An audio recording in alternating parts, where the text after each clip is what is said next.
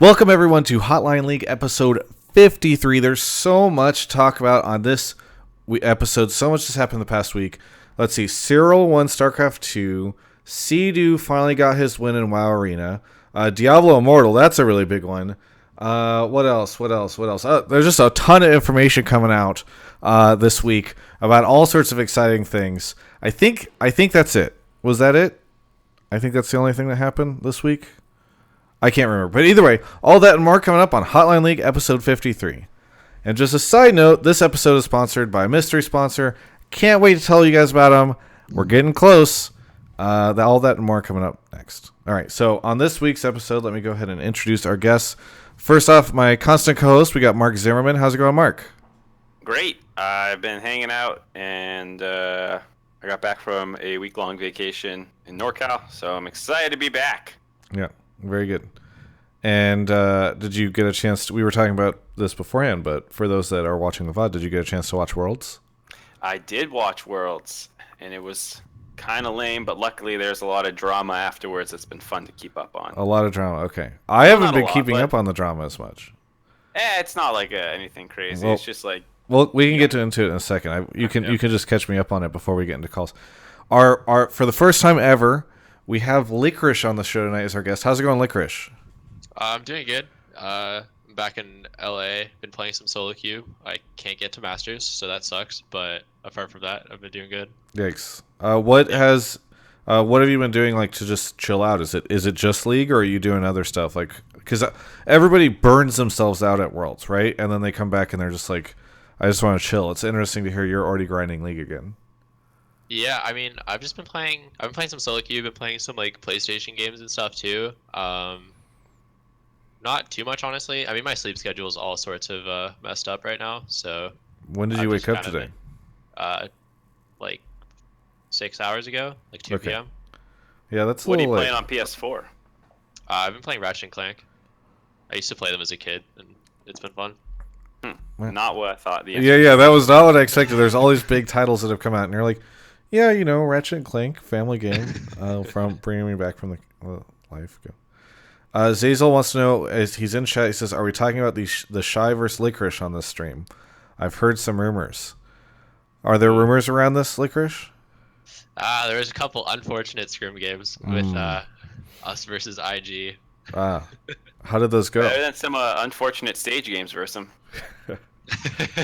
Yeah. Yeah, I mean, luckily we didn't have to play versus them on stage, but the Shy's a monster. Yeah. That's for sure. He's intimidating. He started as a streamer, I hear. So maybe this is the beginning of we've seen this over there. What we haven't been doing in NALCS is we haven't been bringing out the streamers. We need to bring Tyler 1 onto the stage. That's the lesson from the Shy. Yeah, I guess that's what we've been missing out on. Yeah. If NA hasn't been able to utilize the power of streamers correctly, I don't think it's going to happen. All right. Mark, what has been this drama that I've missed out on? Because I intentionally, I just wanted to stay away a little bit from, I watched Worlds, I, celebrated it and did the opening ceremony and then was like, all right, this sucks. And then I was just like, okay, I'm just going to walk away from League subreddit for a little bit. So what's all the hubbub? I mean, it wasn't too much drama, but basically, Young Buck, Fnatic's coach, and as far as one of Fnatic's coaches, obviously Dylan's the other one, but I think he's the head coach and Dylan's the strategic coach, or there's some kind of setup there. Dylan's definitely more of the guy on stage for big bands, obviously. Anyways, after the C9 and G2 semifinal 3-0 losses, he said something about how C9 and G2 felt like they probably overreached and already hit their goals, so they didn't care, and that's why they lost, is that they weren't hungry enough for Worlds. And then Fnatic went on and got 3-0'd by IG, and so Wonder jokingly tweeted out, oh, I guess they just didn't want enough. They were satisfied with where they got. And then, Young Buck responded and basically listed out what were essentially a lot of bullshit excuses for why they did badly. And then it's just been a little bit of drama around that. Nice. And I also saw Nico the Pico trying to take credit for finding a bunch of the players. I did see that one. That was the one I saw. I put out a tweet about what the League subreddit has been the last 3 days, and it's basically excuses, claiming success off other people, and KDA, of Yeah. course. Thoughts on KDA, Licorice? KDA? I actually like the song. I don't know. I mean, Have- it's catchy, but Has C9 decided who's which character in the group and who's getting left out? we haven't really talked about it yet. But I think Sneaky's all of them. That'd be my Okay. guess. That's a good answer. I liked KDA a lot. I liked the opening ceremony, but I saw some people tweet out saying that it was cringier than the Overwatch League ceremony. All right, it was Monty, right?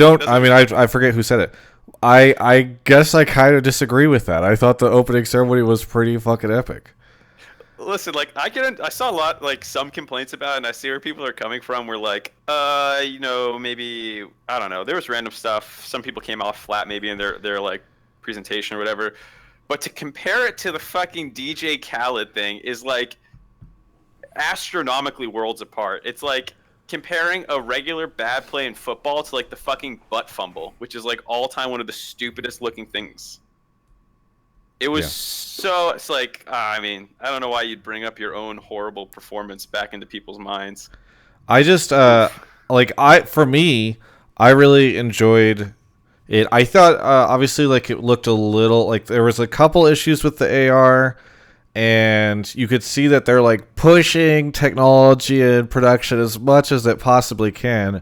I'd much rather have them try to do stuff like that than just be like, well, we brought a K-pop art singer on stage and they're gonna sing, and then that'll be the opening ceremony. Like, I actually, I tweet this all the time. I give them a ton of props for trying something really unique and cool. Yeah. Yeah. I think like maybe the execution wasn't perfect, but like they did a lot of cool stuff. Yeah. Licorice, did you watch the opening ceremony? What? Because it must be pretty freaking frustrating. You're like, I just was one match away from this, and you see them like levitating towards each other or whatever. Do you watch that stuff, or do you just go like, I don't want to see this? I don't know what my teammates did, but personally, I skipped all the opening ceremony stuff. I did see like a VOD of like the AR, of like the video, so I do know what you're talking about. But I kind of skipped the opening ceremony and then just kind of like watched bits and pieces of the games. Yeah. Did you watch have you at least watched the music video, the KDA music video? Yeah, I've seen the music video as well. I think the music video is pretty cool. I agree. Apparently I'm still loud, so I'm going to turn myself down even more. It is incredible to me how I can say before the show, chat, how do I sound? Everybody's like completely fine. And then the moment the show starts, they're like, you're too loud. People baiting me. All right. I'm trying to think if there's anything else. I joked obviously about all the BlizzCon stuff, but it was a rough finals, but a familiar finals, because this is how league finals often go at Worlds. I'm excited to maybe somebody will call in and ask about, or try to start a conversation about why that is. Format. Last week we had one of the Fnatic scouts come on and say that he felt like it was going to be either a 3-0 or 3-1, because that's just what happens with eventually everyone figures out you just know who the best team is. But I don't know. It's a Fnatic employed scout came on and said that they were gonna get 3-0 or 3-1. They said I think his name is Fnatic K's, and he said his prediction was that they would 3-1 or 3-0 IG. And then I was like, oh, so you're just saying you're gonna win? And then he was like, oh, my prediction is that whoever wins or loses it'll be a 3-0 or a 3-1. He kind of backpedaled a little bit, but yeah, we'll have that to talk about. Anything else that we're missing? I think finals, the Young Buck drama, KDA, opening ceremony, viewership, and tournament format were the things I wrote down as stuff to be potentially talked about. Yeah, I'm just wondering if chat's going to think about anything else. I mean, chat always thinks about something else. We'll get someone who's like, do you think Licorice could have beaten the Shy? Yeah. And we'll talk about it. Alex Ditch retires. Oh, the 3 Worlds locations. We know that it's in Europe next year, China the next, and America after. I vote we hold on to that one for the coming dead months. Yeah, well, regardless. I think we can get into it. Licorice, do you know how this show works? I'm guessing you've never seen it. I've never watched an entire show before, but I've seen bits and pieces. Okay. Well, Mark, do you want to... Good save. Do you want to explain for everybody how this works? Yeah, for people who don't know, the way this show works is it's a live call-in show. And so we have a Discord that I will be spamming in Twitch chat in 1 second. My cat is going crazy. Hold on. Anyway, so you go to join up on this Discord. When you get there, there is pleb calls and pleb calls 2. You need to join one of those voice channels. You can mute yourself once you're in there. Then you're going to go into pleb topics and go ahead and write what it is you want to talk about and try and make it a take if possible. So it's not just, I want to talk about the finals. You can say, I want to talk about how it was obvious that IG was going to poop on Fnatic or something. If I like your topic, I will pull you into the waiting room where I will come in and do a quick audio test when it's your turn to come on, and assuming you pass that, you'll be on air and asking Licorice and us your question. Yeah. Or topic. Yeah. And we should note, by the way, it looks like a lot of people are hoping to call in tonight. It's just based off the amount of people that are in the chat or the call channels. If you are a subscriber, by the way, sorry, there was an issue syncing. I think it should be synced now, but you can put your topic or question in the subtopic channel, which gives you a little bit of an edge on other people because it moves a little slower in there, so there's a better chance, I think, that your topic will get noticed by Mark. It's good to have you back, Mark, by the way. It was weird last week without you. I heard a lot of people liked Captain Flower's enthusiasm for when he pulled people in, but yeah, he would scream that he was Skarner ulting. The downside was that at times I would be trying to like have a conversation or shout out subs or something, and he'd be like, "Skarner ulti coming into the channel. Here we go. We got the next person." Lol. And I'd be like, "Okay." It was hard to keep up sometimes. I mean, some things are just more important than others, you know. Yeah. Recognizing our fans is not important. Yeah. Well, while we've got that going, Licorice, what do you got planned for the off season? You going home or do anything? Can't say that I have too much planned. We're doing a pretty short off season. C9's talking about doing like a boot camp where we go back to Korea at like the end of November. So that's coming up pretty fast. So it's just gonna be like I'll probably go home for a couple weeks, like see the family, and then back to LA, play some solo queue, and then out to Korea, I think. Is that? I mean, that's kind of. I would be a little scared just about like. Well, I guess if you go to Korea for a little bit, it's not that bad because you'll probably still have the holidays off, right? Because I just know you guys like worked like crazy. Then you go to Worlds, then to come back for a month and then like head back to Korea. I would be like, no, please, no more. Yeah, I mean it's definitely a lot, but I mean I think that's what we're gonna decide to do. So yeah. Well, see you in Korea, yeah. Yeah, very good. Back once more. Mark, how we looking? We got some people? Oh, he's already playing something. Oops, sorry to interrupt. I need to do the shout out for people who get pulled into the waiting room. If you get moved, you kind of need to unmute your mic or headset so I can actually talk to you guys. Yeah. Just a heads up. Specifically, Chippy. All right, shouting off some names, by the way. Hobbs 2, Will Davis 1024, Diablo CG, Zeron 824, Lengthy Zimmit, BD Bropst, Bubble TK, Old Guys playing ARAM, Nozakana, X Silvark for all the subs, and this to Hill for the 5 gifted subs. Thank you so much, Nova Prospect, with another and for 10 months. Hope I get a chance to talk about Clutch Gaming tonight. I don't know if that's gonna happen. I'm Chippy is here. I'm Chippy. Where are you calling from? I'm calling from Arizona. Arizona. Whereabouts in Arizona? In Gilbert. Okay, I'm not. I should have never asked. I don't know where Gilbert is. Near Tempe by Arizona State University. Okay. What do you want to talk about on the show tonight? Yeah. So I wanted to talk about how teams in NA should change the way they, I guess, field their players. So C9 took the first approach to, use their academy players and kind of switch them out. And I was wondering if you guys think that more teams are going to follow in C9's footsteps or not. About using the academy as like an extension of the roster, you mean? Yeah, so instead of just doing a 5-man roster, it's a basically 10-man roster. Yeah. I mean, I feel like teams have been saying this for a while, right? Like, didn't Echo Fox said that they were going to be doing this? I think in 2017 they claimed that they were going to do this. Go ahead. Oh, sorry. The only player they decided to actually implement was DeMonte, I believe.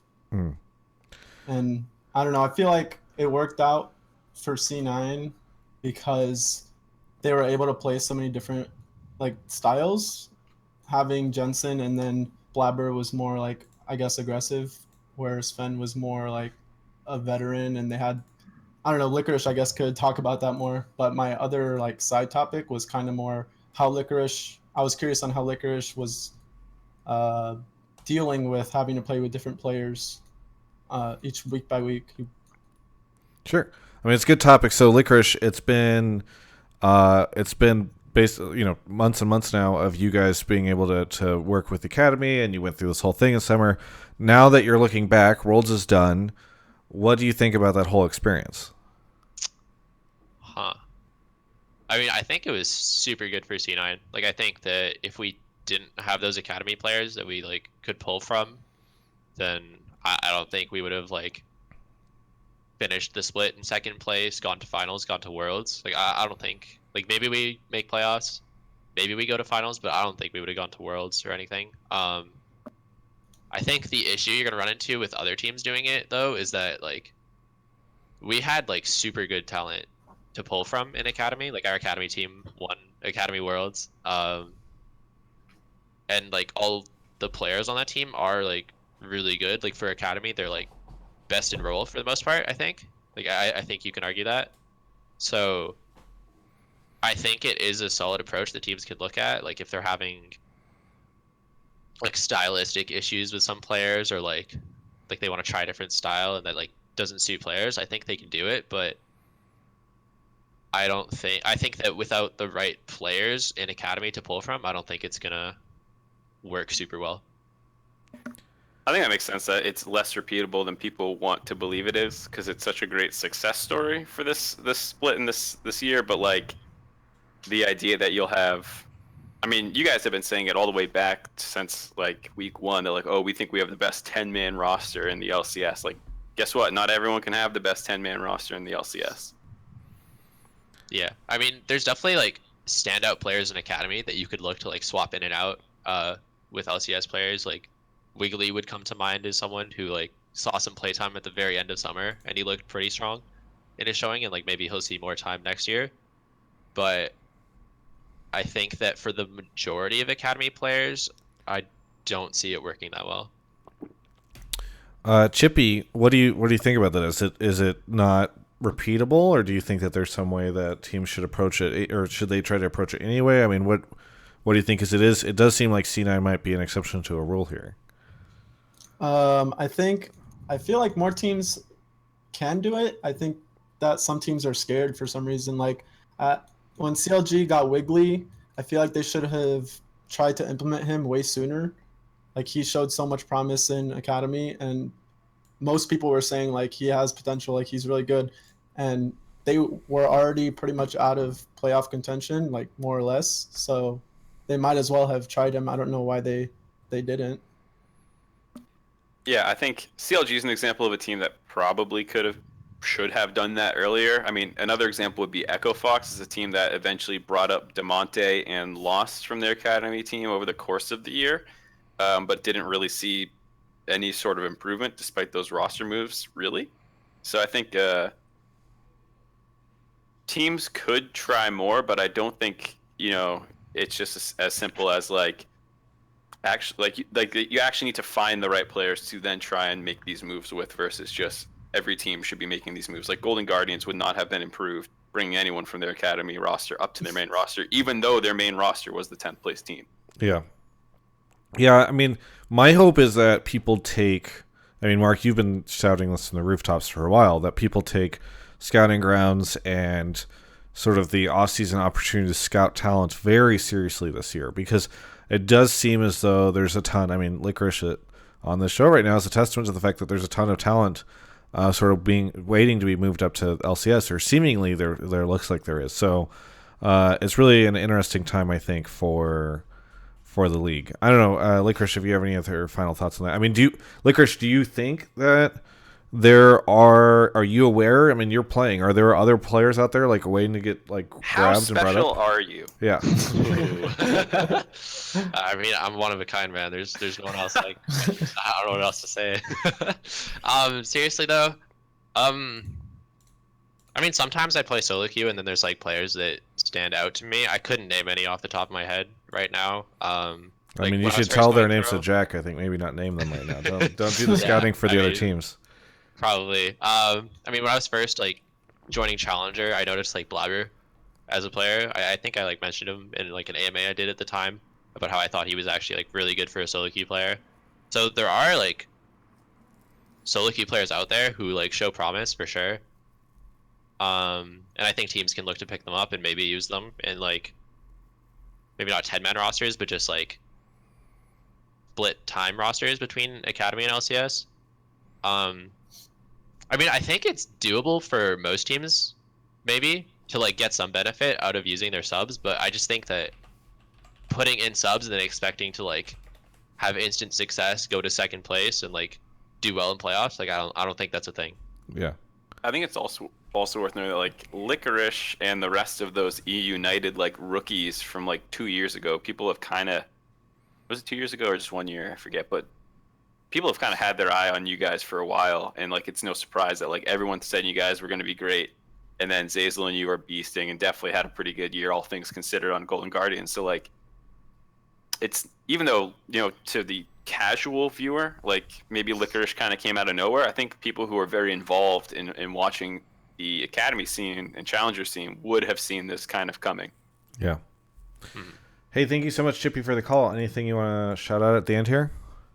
Actually, just wanted to ask Licorice how he felt, just like one quick question, how it impacted him playing with different people, because like he wasn't subbed out much or at all, but everyone else was. Like, does that impact you personally? I think it actually made me like step up more because I think I had to. I mean, I was joking around a lot of the time that I was like technically the veteran C9 player since like I'd been playing the most concurrent days like at that time. So I mean, I had to be a lot more of a leader like in game. So I think it helped me as a player a lot, just to play with like all these different players, and like they all like play slightly differently and comm slightly differently. So I just made sure I was like really consistent. Yeah. Was that a bit like any part of a sore topic that Sneaky lost his like consecutive record or consecutive streak, like it got broken? I mean, I saw a couple posts about it on like the Cloud9 subreddit, which was not the nicest place to be at the time. On fire. Yeah, a little bit. But I never heard anyone talk about it like in person or in the house. Feels like Sneaky's like one of the least likely to get upset about something like that. I can literally imagine him shrugging right now while he addresses it. Anyway, thanks so much, Chippy. Thank you. You guys have a good one. Have a good one. All right, moving on to the next caller. Let's see. Anarchy, Adman the Wolf, Jay Hennigan 70, Pumas 91, Admiral 509, Arrow Tempest, Real Foxy 1 for 12 months. Wow, year. Thank you, Real Foxy 1 for 12 months. And they also gifted a sub to League of Emily, Fluxboy 6, Harrington V5, and then Shorn is on the show. Shorn, where are you calling from? Hi, Travis. I'm calling from Trumbull, Connecticut. From where, Connecticut? Trumbull. Trumbull. I didn't even know. I've never heard of Trumbull. That sounds like a dating app. Yeah. Yeah. It's near New York. The best parts of Tinder and Bumble all moved together in Trumbull. So, what do you want to I guess so. Good answer. What do you want to talk about on the show tonight? I'd like to talk about introducing a losers bracket into the Worlds format, where you have the group stage and the play-ins, like they all stay the same. However, once you get like through groups, the third seeded team is going to go into a losers bracket, and then the same top 8 is going to go into a top 8 winners bracket. So you're going to have a 12 team bracket overall, so that we could see more games. And for a team that's having an off day, they get the opportunity to play best of 5s, as well as a team that might struggle in best of 1s but might perform in best of 5s, like historic TSM. They might be able to perform a little bit better. This is the TSM second chance idea. This is what I'm hearing. Snuck it in at the end. Instead of talking about TSM, we could talk about a team like Vitality, which showed huge promise, which I think everyone would have loved to see in a best of 5. And we kind of lost the opportunity to see that, and I kind of felt bad. Yeah, whose fault was it that we didn't get to see them anymore? There's a mixture between theirs and Cloud9's. Yeah, well, I was making a joke for Licorice. Cloud9 was awesome in those series, in those games, rather. Okay, so Shorn, do you want to see more games? I'd love to. If you add the losers bracket in the way that at least I've said, you get I believe 9 more series. So like I understand that the broadcast hours is kind of rough, but considering that Worlds is stretched over 5 weeks, I feel like there is the time slots to do it. So I don't know. Mark, would There's you like to see? There's a total of 7 series in knockout stage. You're more than doubling it with your losers bracket idea. Yeah. I mean, I feel like we don't get the opportunity to see many teams play, and it kind of feels bad. Like a team works for the entire year, they get 3rd seed, going 3-3 with like a 50% win rate in groups, and they still don't get to play best of 5 at Worlds, and that feels really bad. yeah, I mean, I know what you're saying. For me, I think the only way something like this ever flies is like you actually just kind of say fuck it to some of the broadcasts, because it's like not that possible to do. Like you'll need to split it up, either have 2 streams or something like that. And there's actually, just in the knockout stage alone, I'm pretty sure there's 10 days where just no games are played. So there is like the time day wise, and I understand you could even bring more casters in because we know that there is more caster talent. But I feel like it's extremely doable, and it's not like a huge shift like switching to the TI format, but rather like it's kind of like a middle ground where I think it's doable. It probably won't happen. Is but I it think it would make okay? the tournament awesome.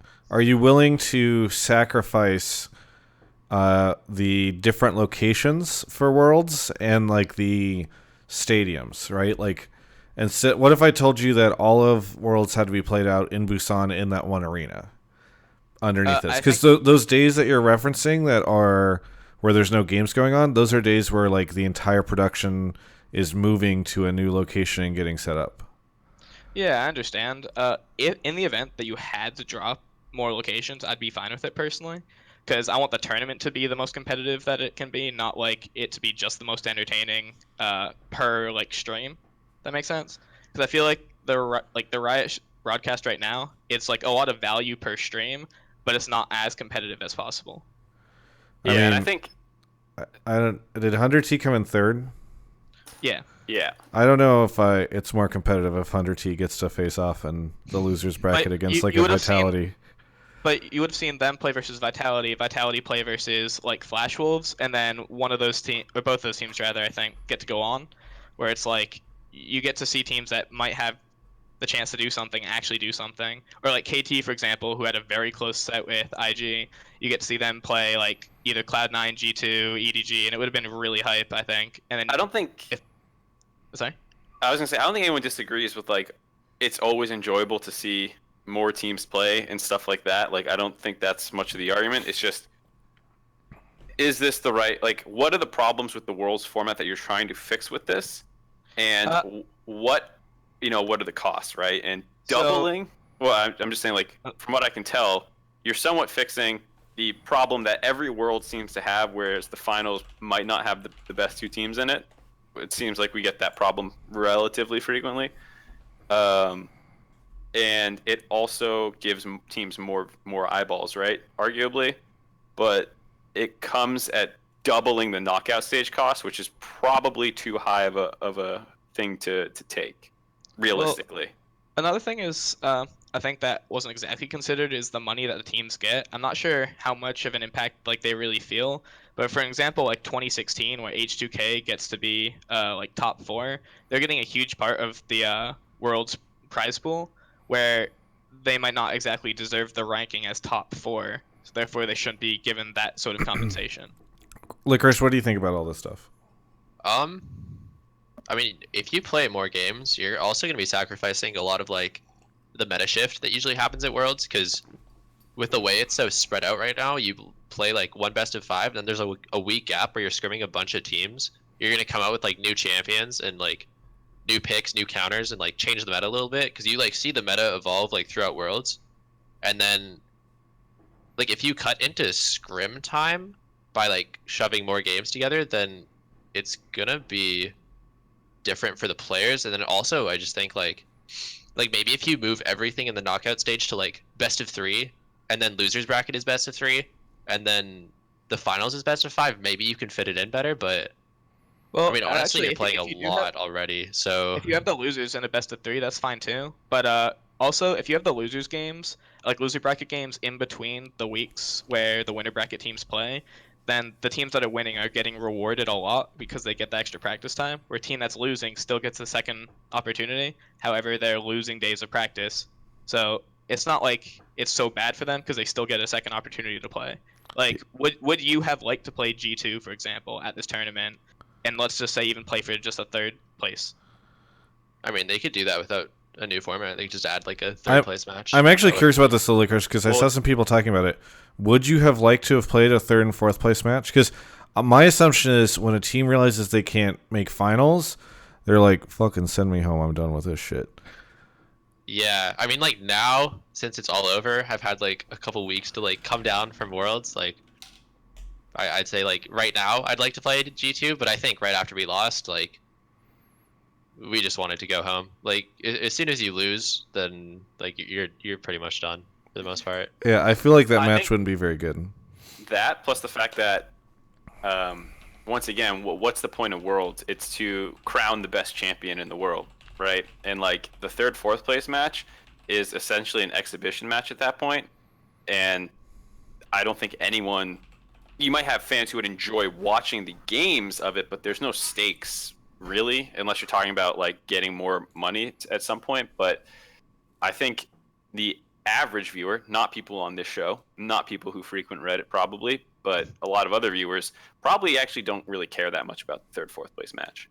Well, that's why my like favorable solution would still be the losers bracket, because then Right. the third place team is going to be the team that's lost losers finals. Exactly. So like it ups the stakes every game, and then up until the finals, like every team that's playing has had stakes, you know?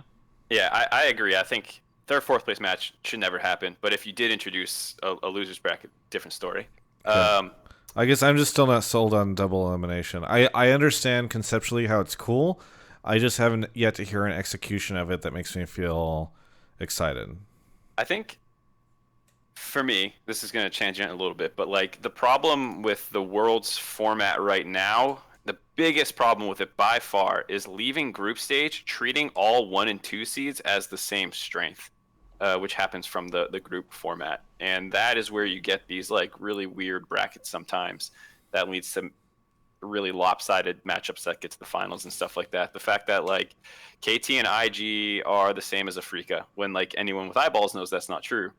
But you know, you can't rig it. You can't like get people's opinions. You just have to do the drawing the way they do. Whereas I think format changes that would fix the tournament bracket are best approached by changing group stage in some way to result in better seeding post group stage. Could you fix the seeding before groups beforehand? Like, because that's one thing too, is that like Group D very clearly was much stronger than some of the other groups. Well, wait, doesn't a losers bracket kind of fix what you're saying though? Like for example, like Afrika, they fall off the map or whatever, Right. and then the KT-IG game that happened, they would have just played 2 weeks later in the finals. Let's assuming that they're the best teams there.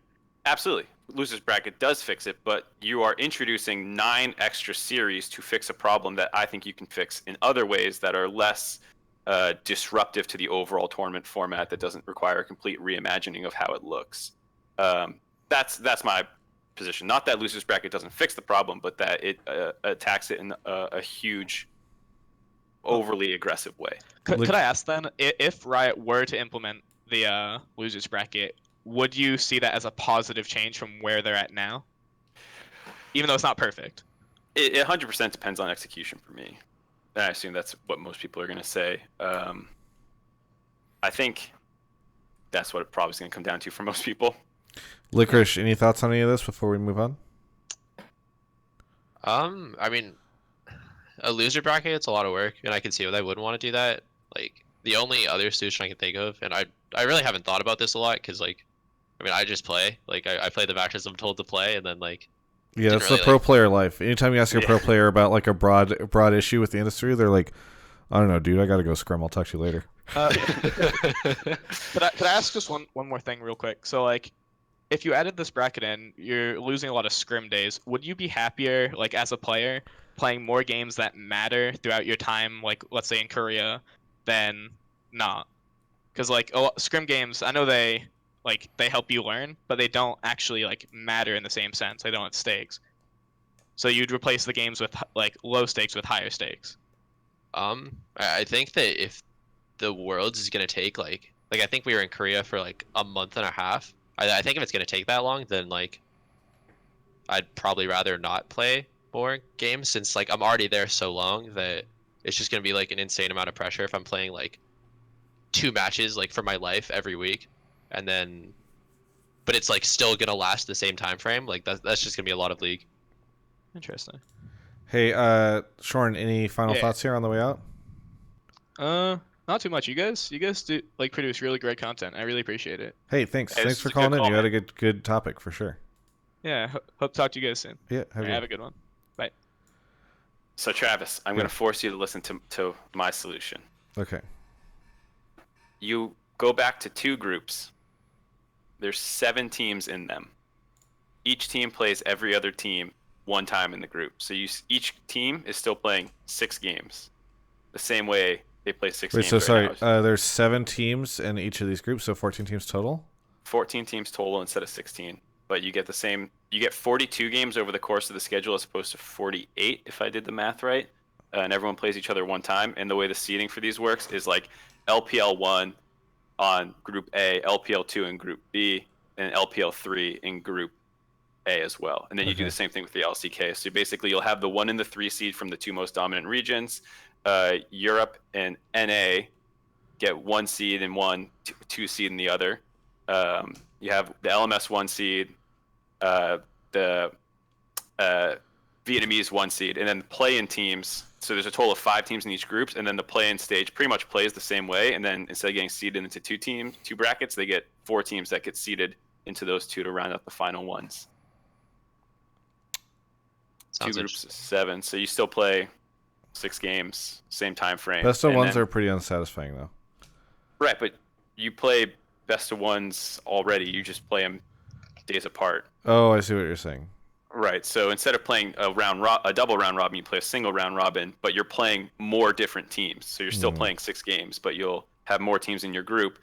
The reason that this fixes the seeding problem is because when you leave groups, 3 teams get cut and 4 teams move on, but they are now seeded 1, 2, 3, 4. Right, and the yeah. other team is seeded 1, 2, 3, 4, and you get to actually get matchups based off that. Instead of getting 4 1 seeds and 4 2 seeds, you get 2 1 seeds, and then the 1 and the 4 play, and the 2 and the 3 play, and the 3 and the 2 play.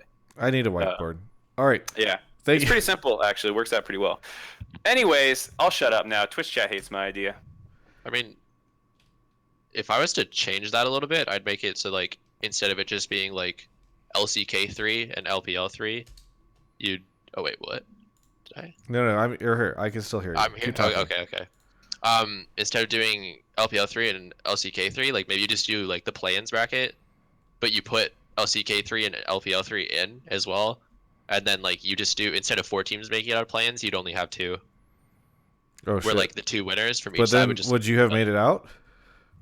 Maybe. I mean, I'm not sure, but I mean, if you're gonna do that format, I think just you're gonna run into like huge issues if you're trying to just like say a blanket statement like LCK is stronger than LPL, Right. or like LPL is stronger than NA or EU. So without doing that, I think that adjusting the plans would be like the best fix. Yeah. Vladimir has joined the channel. Vladimir, where are you calling from? St. Louis, Missouri, where E United Clarky says hi to Licorice and Zazel back when they used to be on his team. All right. Very good. What would you like to talk about on the show, Vlad? I was one of the 5 MasterCard players who was allowed to play on the stage the day before World started, and it seems like a lot of people haven't touched on the sponsors this year for Riot and the people that showed up big bucks for the LCS to continue, I guess you could say. Wow. Oh, this is awesome. It's so cool to have you on the show. So can you explain how that worked? Yeah, so MasterCard tweeted out that they were selling priceless experiences about Worlds, and you could pay to watch the rehearsal before it even happened or play a game on stage against other riders. And we actually ended up having Shocks on our team. Okay. So they turned it into a MasterCard I'm sorry, commercial buddy. and put it out everywhere. Wait, you said they turned it into what? Commercial. They put it on Facebook, Twitter, all those.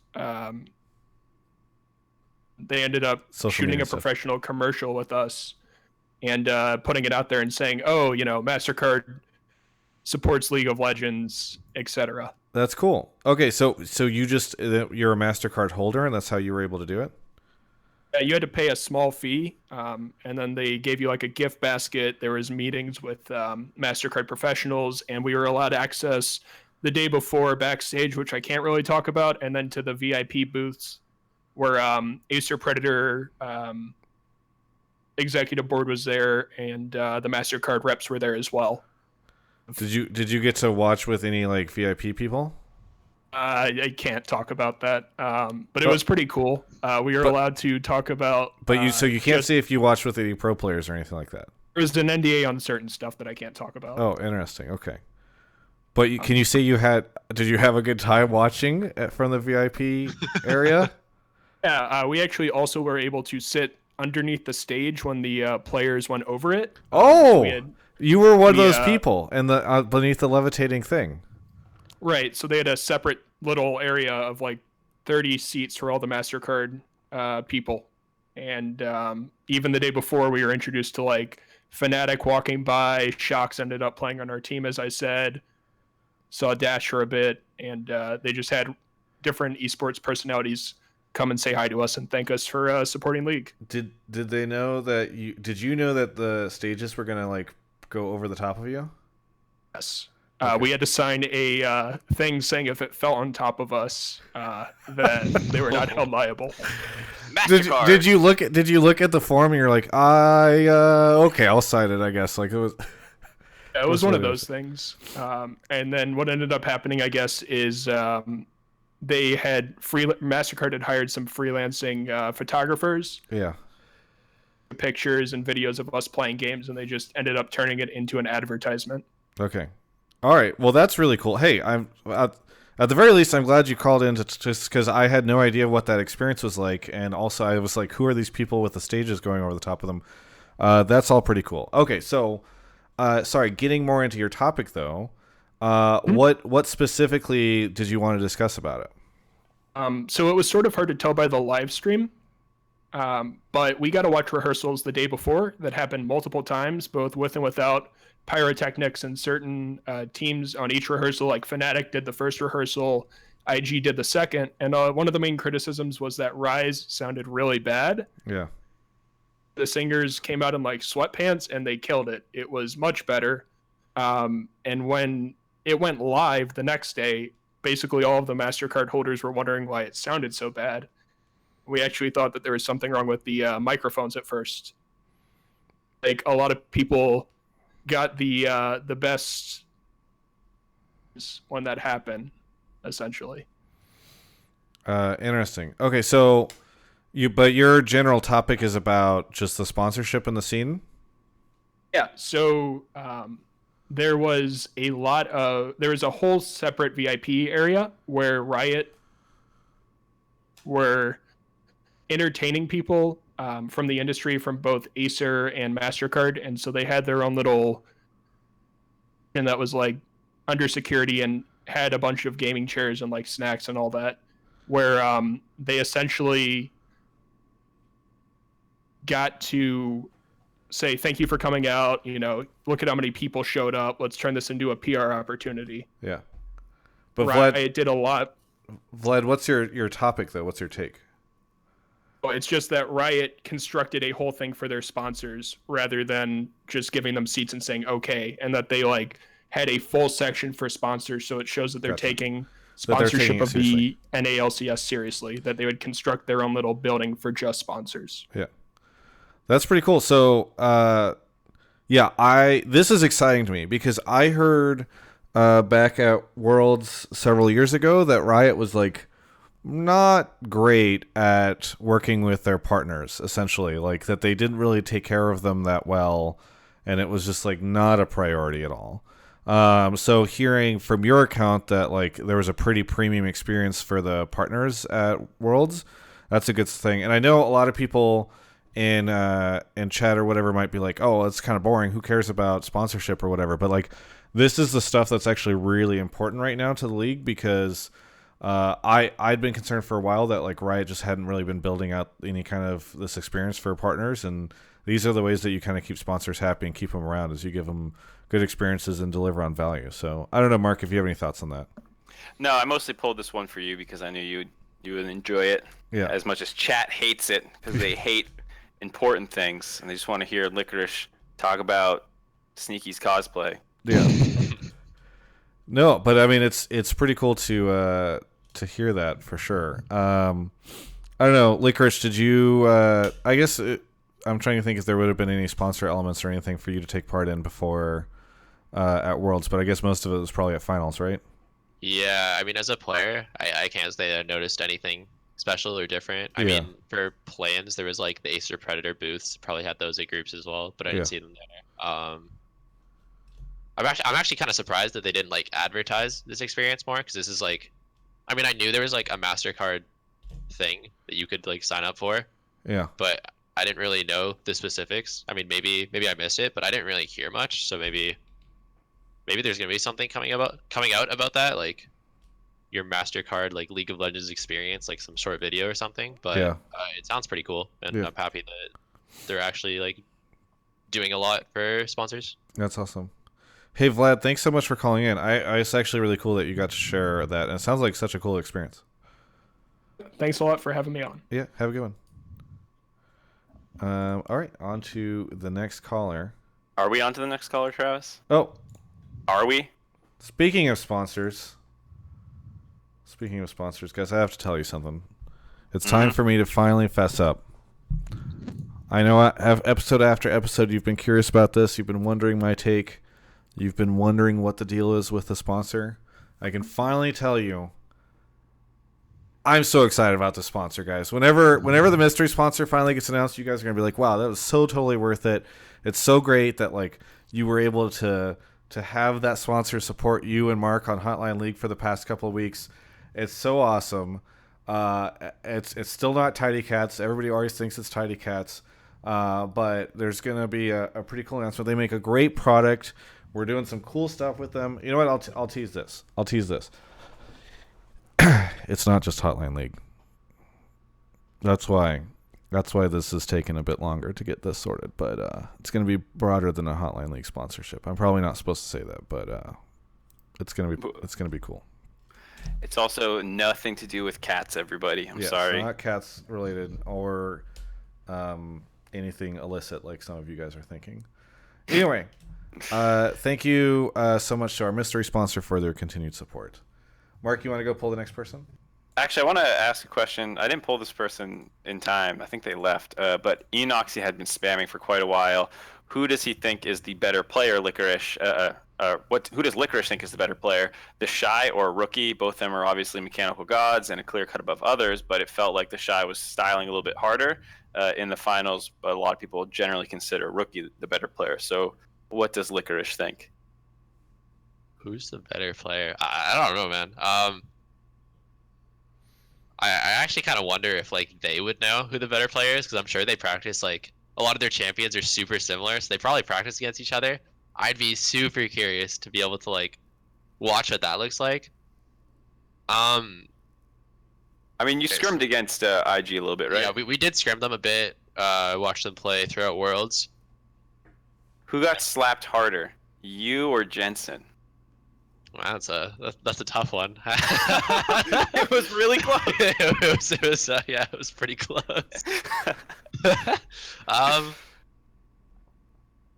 I think I'd have to say that the Shy is better, just because like he was able to like solo carry more games, it felt like, both in like semis and finals.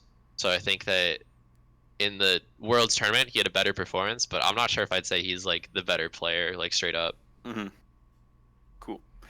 Sorry to Enoxy who did not get to ask that one, but no, we need more Licorice questions and topics. We need to get him more involved here.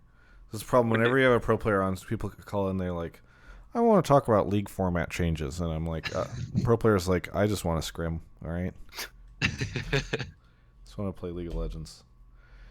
All right. Let's shout out some folks. Thank you to Ricky Tiki Talk for 1,000 bits. Rollin Ball, who gifted a sub to Zazel. Hyruk for 1,000 bits. Zazal, who gifted a sub back to Roland Bowling Ball. That's cute. Krynopsa for 3 months. Ask Licorice what is the best path to get noticed by teams as a solo queue player. What's the best path to get noticed by teams as a solo queue player, Licorice? I mean, it's like fairly obvious. I mean, my answer is gonna be fairly obvious, and I know like you're hoping for like some super mysterious answer, like work on your macro and like stream and like get yourself out there and like guides. But really, it's just gonna be play a lot, get as high as you can on the ladder, and then like go to scouting grounds is like the #1 way to get noticed right now. Yeah. Because teams actually take it pretty seriously. Yeah. All right. Jazzy is here, and Jazzy, I believe you've been here before. No, I haven't called before, but I was always in the channel. Okay, well, hey, welcome to the show. Thanks for being a Twitch sub. What do you want to talk about on the show tonight? Oh, sorry, actually, where are you calling from? I'm calling from Miami. Miami, nice. Where, did you go to finals in spring? No. Oh, I'm sorry. No. What do you... such a dramatic... Why are you laughing at him, dude? That's fucked up. No, but I'm laughing because I heard him laugh. He's like, no. Yeah. No. As if, like, did you want to go? Sort of, but I just didn't have time. Okay, well, Jizzy, what do you want to talk about on the show tonight? I have a spicy take. My take is, I say the entire right side of the knockout stage bracket is better than Fnatic. The entire right side of the knockout stage bracket was better than Fnatic. Yes. So RNG, IG, KT, G2, and KT is all better than Fnatic. That's your yes. I'm gonna let Licorice handle this one because let's let Licorice step on this landmine. He's the most qualified person to address this. That is a very aggressive take. I mean, maybe. If you're going off of like pure strength, I'd say that G2 should have been weaker than Fnatic, like in a straight up like matchup. And then also, I would say that G2 also upset RNG. So if you're gonna like say that RNG is stronger than Fnatic, it's like a bit of a weird take to say because they lost to G2. And like if you're saying like RNG is a really strong team, you're looking at it like before knockout stage even started and they're like favorites to win the tournament, like yeah, sure, they're stronger than Fnatic, but they lost. So, and they didn't look that strong when they lost. So saying they're stronger than a Fnatic is a bit weird. IG and KT, yeah, probably. But even Fnatic said they could, like, RNG is one of the teams that could beat, and they always have like a mental block against RNG. I mean, I don't really know too much about that, but I think that just based off like how the tournament went, that saying that RNG, who looked weak in a best of 5 and lost, could take Fnatic down is kind of weird. And then the same with, I mean, G2, like they did lose in finals in summer, so based on that, like Fnatic should be stronger, but I mean, it might be close. But G2 improved a lot, and they didn't lose as badly to IG as Fnatic did. But technically, they lost 40 seconds faster. They're 40 seconds worse than Fnatic. Licorice, what do you scrimmed the other side of the bracket, like based off of your, I assume, based off of your experiences, like what did you think Fnatic was scarier than the other side? I mean, I don't know if you were like trashing G2, but then I know it's scrims, but I don't know if you were trashing G2 and then Fnatic, beats you guys pretty handedly. Like, does that? I don't know.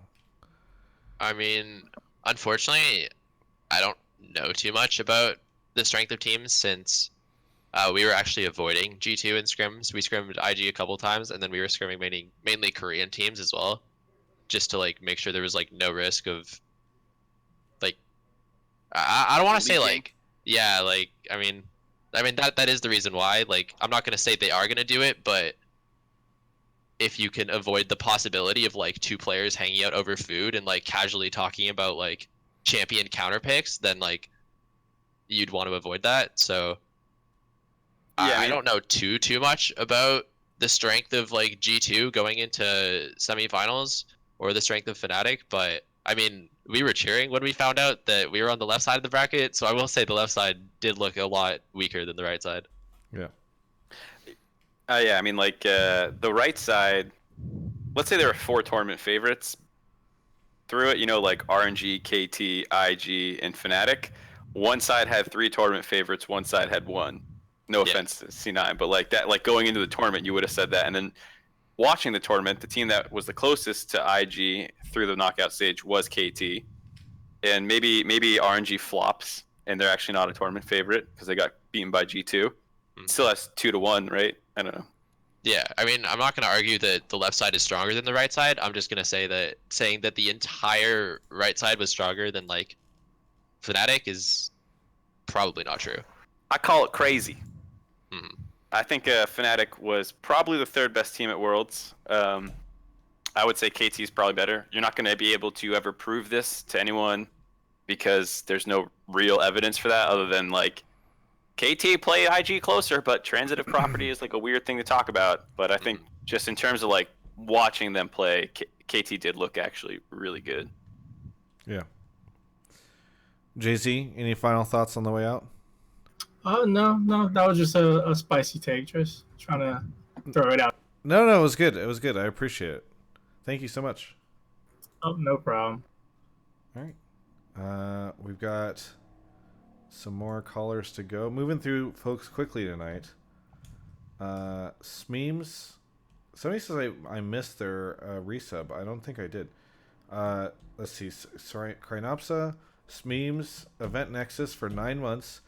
Big Angry Hobo for 5 months. Do you think the West will have a similar amount of success next year? Licorice, do you feel like you revitalized, you and Fnatic and G2 revitalized the hopes of the West in this tournament?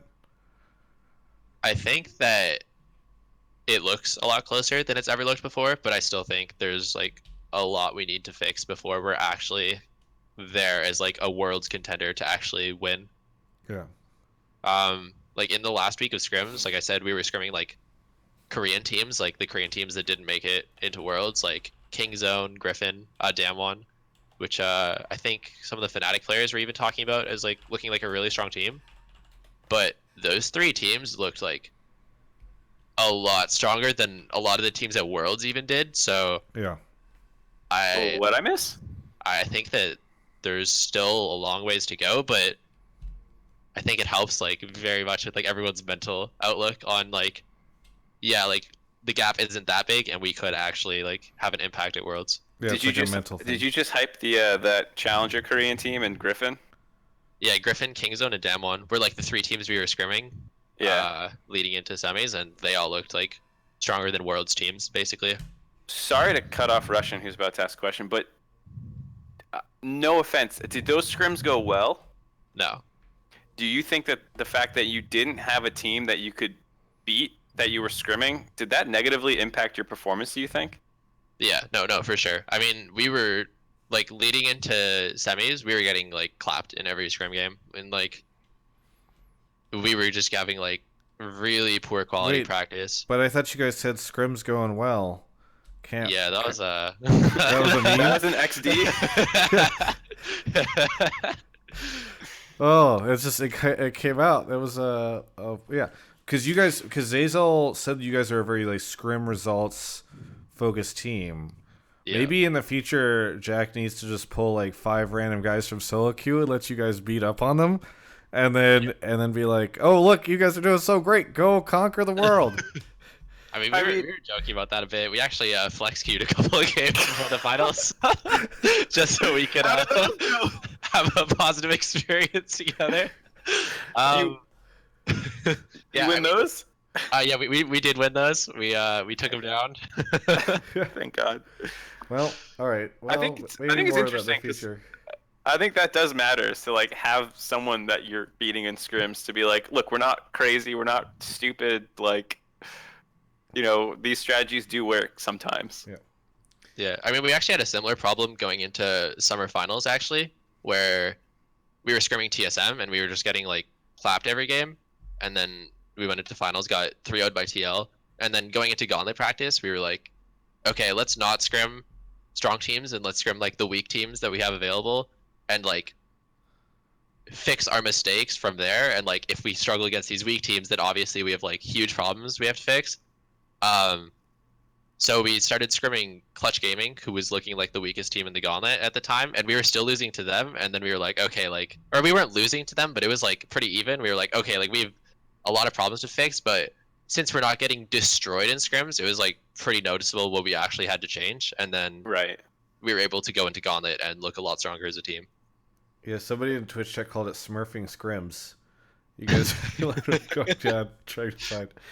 I mean, just getting slammed in skill matchups is not like, oh, well, what'd we learn? Like, if that's what was happening, that's not really a good use of your time. Yeah. Yeah. Like, we'd scrim IG, like, maybe, like, one game, like, I died solo to the Shy, and then, like, mid lane would lose a 2v2, and then the game's just over. And it's just like, well, what'd we learn? It's like, well, like, absolutely nothing. Let's just go next game and hope it goes better. So. Yeah.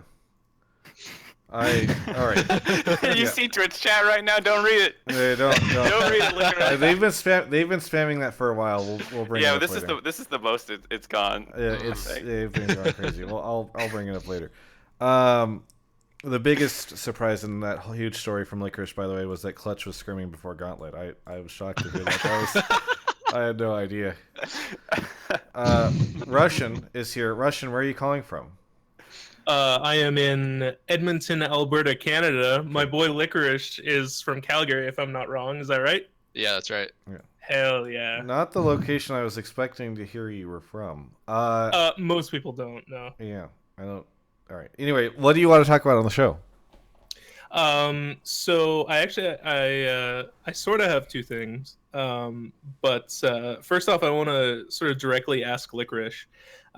So as a rookie coming into Worlds, I imagine there's a lot of things you can probably take away from that, and a lot of things you can sort of learn from. So for all of the rookies on C9, but specifically yourself, what were the biggest things that you could take away from the experience, and that maybe the rest of the rookies on your team or the rest of the rookies at the tournament you think could also take away that maybe you can't just learn playing in North America or playing in your region? I think that the biggest thing you're gonna take away from Worlds, like coming in, is like from the perspective of a rookie, would just be like that these teams aren't like complete gods. I mean, maybe with the exception of like IG at this Worlds, but like they're all beatable, and that like at the end of the day, it's like a video game, and when it starts, like they don't have any advantage over you. So like it should be winnable no matter what. In general, I'd say that what I learned was just that I like as a player, I should focus more on mechanical play as opposed to team play, because I think that a lot of pro players, get sucked into like only focusing on team play, and then eventually you're just gonna like stop keeping up mechanically if all you worry about and all you look at is team play like 24/7. So like for me personally, I just want to make sure that my mechanics are there. Yeah. Russian, I don't know if you have other thoughts on that. It's kind of straightforward conversation, I guess. Yeah, I just kind of sort of wanted to. I feel like I don't know. You may have touched on it in a couple of your interviews. I try and watch them all, but there's so many good quality Travis Gafford interviews that I can't watch them all. I'm sorry. But yeah, I just sort of kind of wanted the kind of your take on that. But the other thing was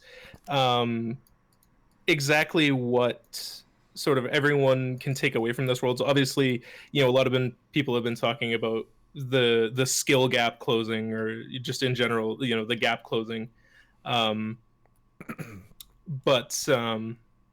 I wonder if there's kind of some more, in previous worlds, I think people sort of just did a who can copy Korea best sort of thing. And I wonder if,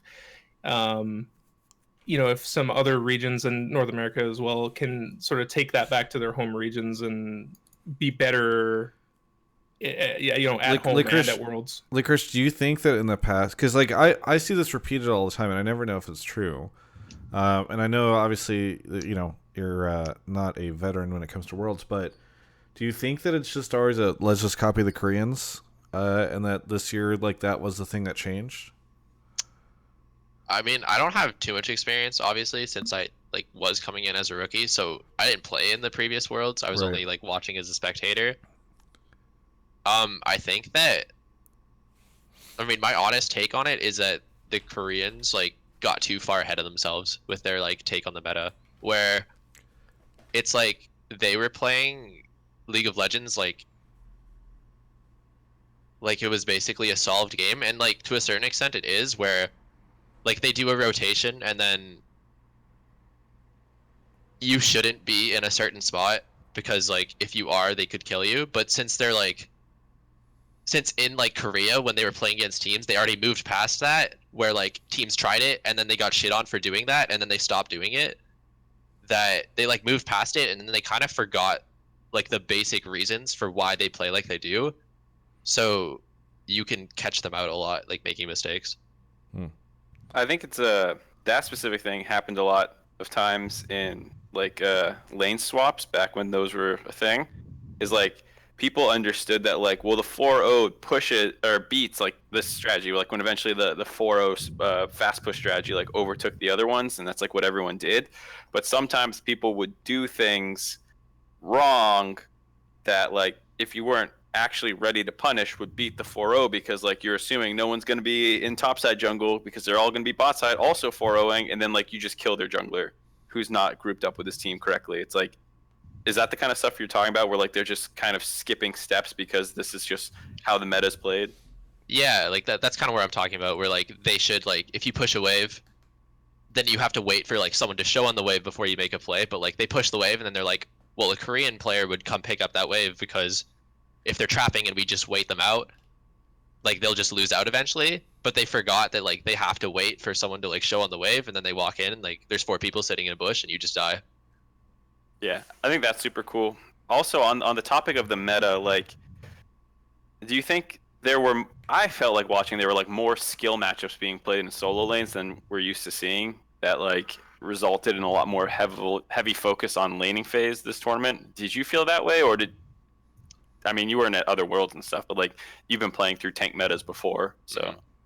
I mean, I definitely felt that way. I think a lot of it actually had to do with the top lane meta, where it wasn't just Maokai versus Ornn, which like, I mean, Ornn's a new champion, but like every other world seems to be like, when you get to more important matches, all the top laners just go to like these tank picks. But since Urgot and Aatrox specifically were just super strong, and like super strong into tanks specifically, it kind of led to like people trying to counterpick more with the carry champions. So I think it was just that if tanks aren't strong, you're gonna see like a lot more volatile matchups that are like more fun. It was so cool to see just all the like random flex picks and I don't know, just like champions that you wouldn't expect suddenly pop out, and then all the play like Zazel said this thing in my interview where he's like, yeah, like Worlds, you know, the audience is only seeing a certain amount, right? Like they only see what's on the surface, right? Which is what happens, but like there's all these scrims going on behind the scenes, and so we'd see like a champion come out and be like, what the fuck? And meanwhile, like all the players are like, oh yeah, they're doing this thing that like popped up in scrims and circulated around like a while ago. I don't know, it's like super fascinating to me, just sort of what this Worlds was from a meta perspective. And I'm like the least like meta focused analytical guy, but it was just really interesting to watch like how all that stuff transpired.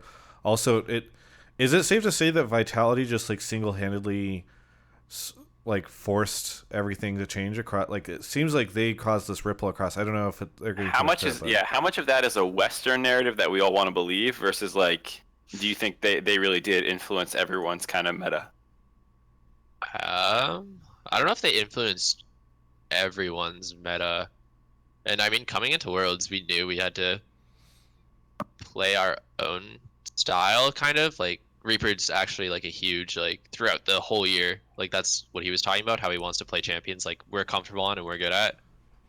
I think that what Vitality did do, for us especially, is just showed that, like, Genji and RNG weren't, like, unbeatable god teams. And, like, when they beat them, we were like, oh, yeah, like, we can beat them, too.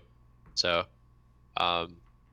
as far as like actual meta picks, I think it had way more to do with just like Aatrox and Urgot like pushing the tanks out of top lane Yeah. and leading people to experiment more with picks. So was it because Zazel also said in that interview that you guys had just watched how Vitality did it, and you were like, we should just like play that aggressive kind of crazy style. Maybe I'm paraphrasing, but that was the impression I had. That wasn't necessarily it. You were just saying they inspired you guys. I mean, they definitely like we watched them beat Genji and RNG, just like fighting them 24/7, and we were like, yeah, we probably can't win the macro game, so let's just fight them and see how it goes. Yeah. Very good. Hey, Russian, any final thoughts on the way out? No, I appreciate it. It's good to get some insight from someone on the inside. Yeah. Well, thanks for calling in, and thanks for being Canadian. Always. Yeah. I mean, you will be. Yeah. See ya. I see a fun question from Twitch chat. Top 3 top laners at Worlds, Licorice. Ooh. Based on my personal experience, I'd say it goes. I'd say first would be the Shy, obviously. Mm-hmm. Second would be.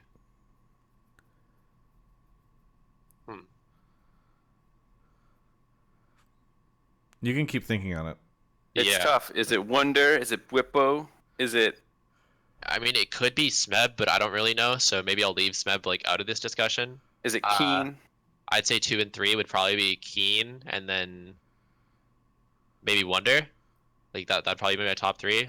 I mean, while I didn't do the best against Bwipo personally, I think that I mean, obviously I'm gonna be very biased in my take on this since I'm me, and I did play against Bwipo myself, but I think that like even in the series against Afrika, like my issues were more with like I had problems playing against Victor the champion and less so the like player.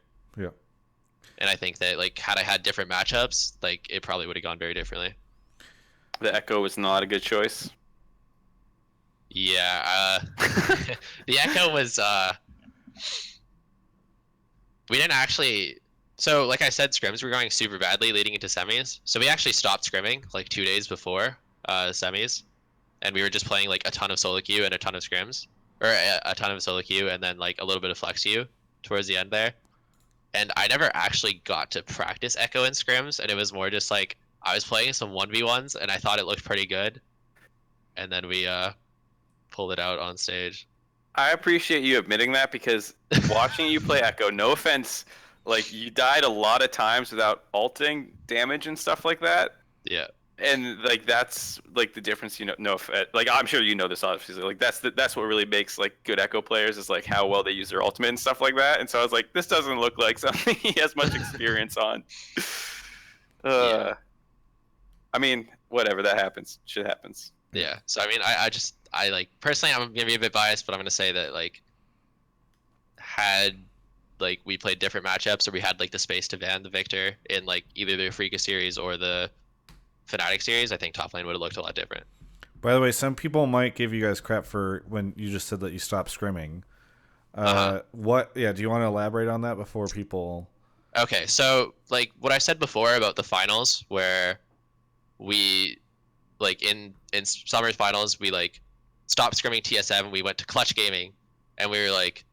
And we like figured out how to play again as a team versus Clutch Gaming. And I'm not trying to shit on Clutch Gaming here. I'm just saying like they looked weak at the end of like coming into Gauntlet. Like you they didn't look like a strong team.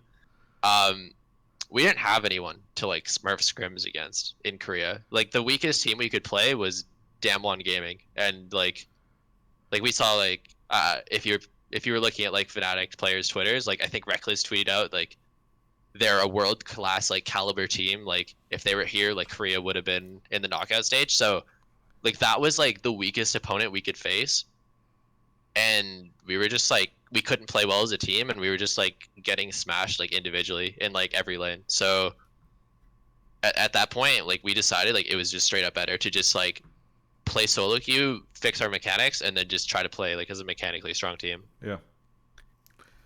Let's move on to the next caller. Let's see, who else do we got on this list? Danny 1Y, Boba Colas on 100 bits, St. Louis Slayer 24, Hoj, Mellow Jello for 12 months. We got our second 12-month sub this evening.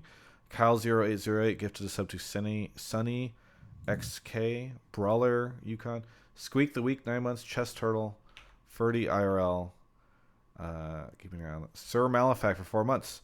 Tell Licorice I think he's the best top laner in NA, was clearly the most consistent player on C9 during the regular season, looked good even when they lost games, and you made us all proud at Worlds. There you go. Denny Nukes, 6 months. I only sub for Mark Z. That's a terrible reason to sub.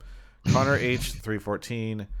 Jenny Kuvo, Tiggs League, King of Seas, Prof Rib, Avoyu 1 for 9 months, Tanuki, Cheese Peas, let's see, Arifel 317, Poro on Mars for 3 months, Elvin Puricino, Mr. Get Owned, LP. Mark should be showing up any second. We're all caught up. We're all caught up on stuff. Something happened. Hey, I missed it. Yeah, I had to. Someone was spamming some shit. I banned him. Okay. Legendary Dog is joined. Legendary Dog, where are you calling from? Boca Raton, Florida. From Florida. Okay, very good. What do you want to talk about on the show tonight? I want to talk about the offseason that's coming up and all the potential roster moves that could happen. Specifically, will Cloud9 stay together, the core 7, Golden Glue, Blabber, Svenskeren, will everybody just stay together for at least one more year and potentially see what they can do, continue to grow as a team? It's an interesting question to ask a player because they can't always say. Yeah, obviously. Yeah, I know that, but I was with all the potential offers and teams like Optic, for example, basically dropping their entire roster. Offseason, could it be do you think it's spicier than other off seasons? Off seasons and more rookies could possibly come up, more in different imports from different regions could make a splash in the NA in that sense. Yeah, so I'll start off and I'll let Licorice think about how he's going to handle this. I think it's going to be. My concern is that we're prone to being in a less spicy offseason because last season was the craziest one because you had new teams, you had teams that exited, you had a ton of money come in. All the franchises were under tons of pressure to make a big splash in their first year. They also, for the most part, if you look at the roster list, it's mostly 2 to 3 year contracts that everybody's underneath. So a lot of them don't expire until the end of 2019. So you don't have a lot of free agents this offseason, etc. That being said, I really hope that there's a ton of movement because I think it would be good after a bunch of experiments failed last year to see the teams do a ton of trades, movements, etc. I think that in order for North America to get better, we need to see a lot of turnover and churn in some of these teams because I think overall we did not have a very good if you look at the 10 teams that are the full lineup for NALCS, I think a lot of them are pretty bad this year. So in order for us to get to 8 or 9 or 10 really good teams, I think we're going to need to see a lot of changes. Mark, I don't know what your thoughts are. My thoughts specifically kind of relating to C9 is I love what they did this year. I love their approach. They also have a lot of good players on their roster, and I hope some of them get a chance next year to be just full-time starters. Golden Glue obviously is one that people are talking about, and I assume Licorice is not going to be able to comment on this, but I hope he gets some opportunities to play because there's a lot of teams that could use a native good NA mid laner, and Golden Glue had, in the brief time that he played, a really good showing. So I hope he gets another shot, stuff like that.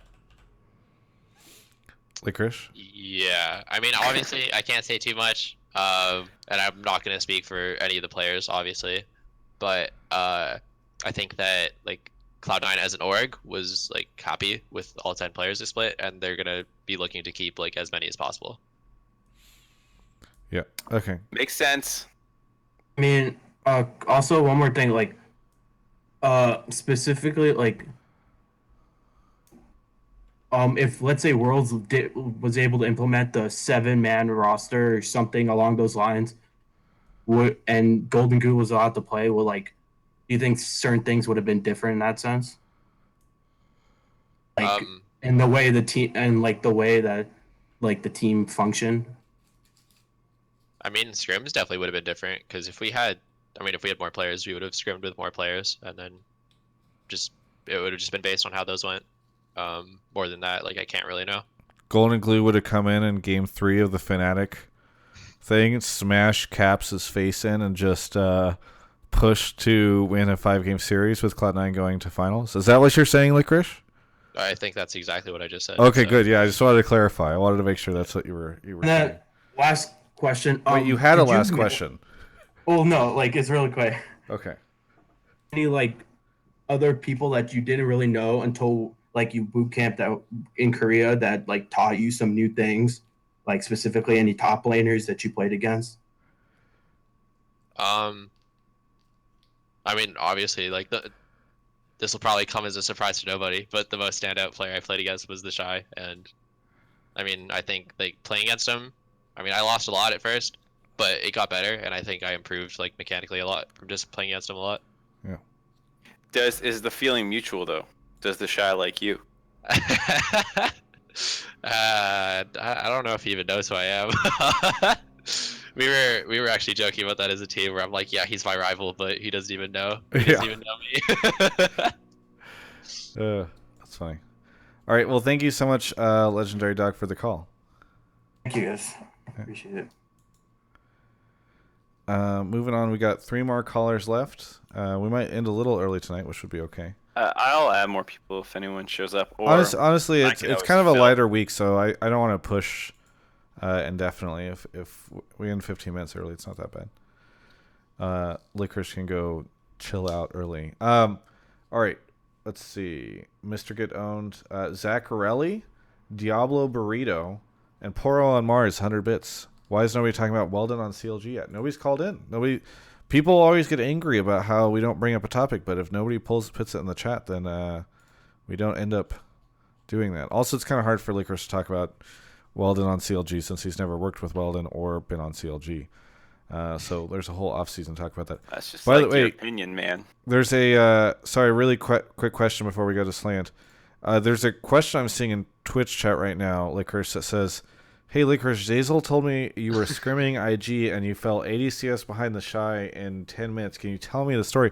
I just thought I'd bring it up because it seems to relate a little bit to what you were just talking about. Yeah, so that scrim game was probably like the most unfortunate scrim game I've ever played in my life. Unlucky.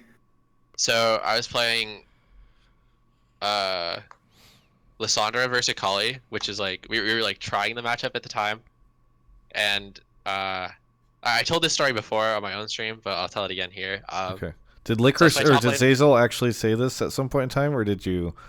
Is this the chat has just pulled this from your story? I think Zazel was talking about it on his stream, or he like mentioned it briefly. But so I was playing Lissandra, and I was laning. I was level 2, and my jungler, I'll leave it ambiguous so you can guess which one it was.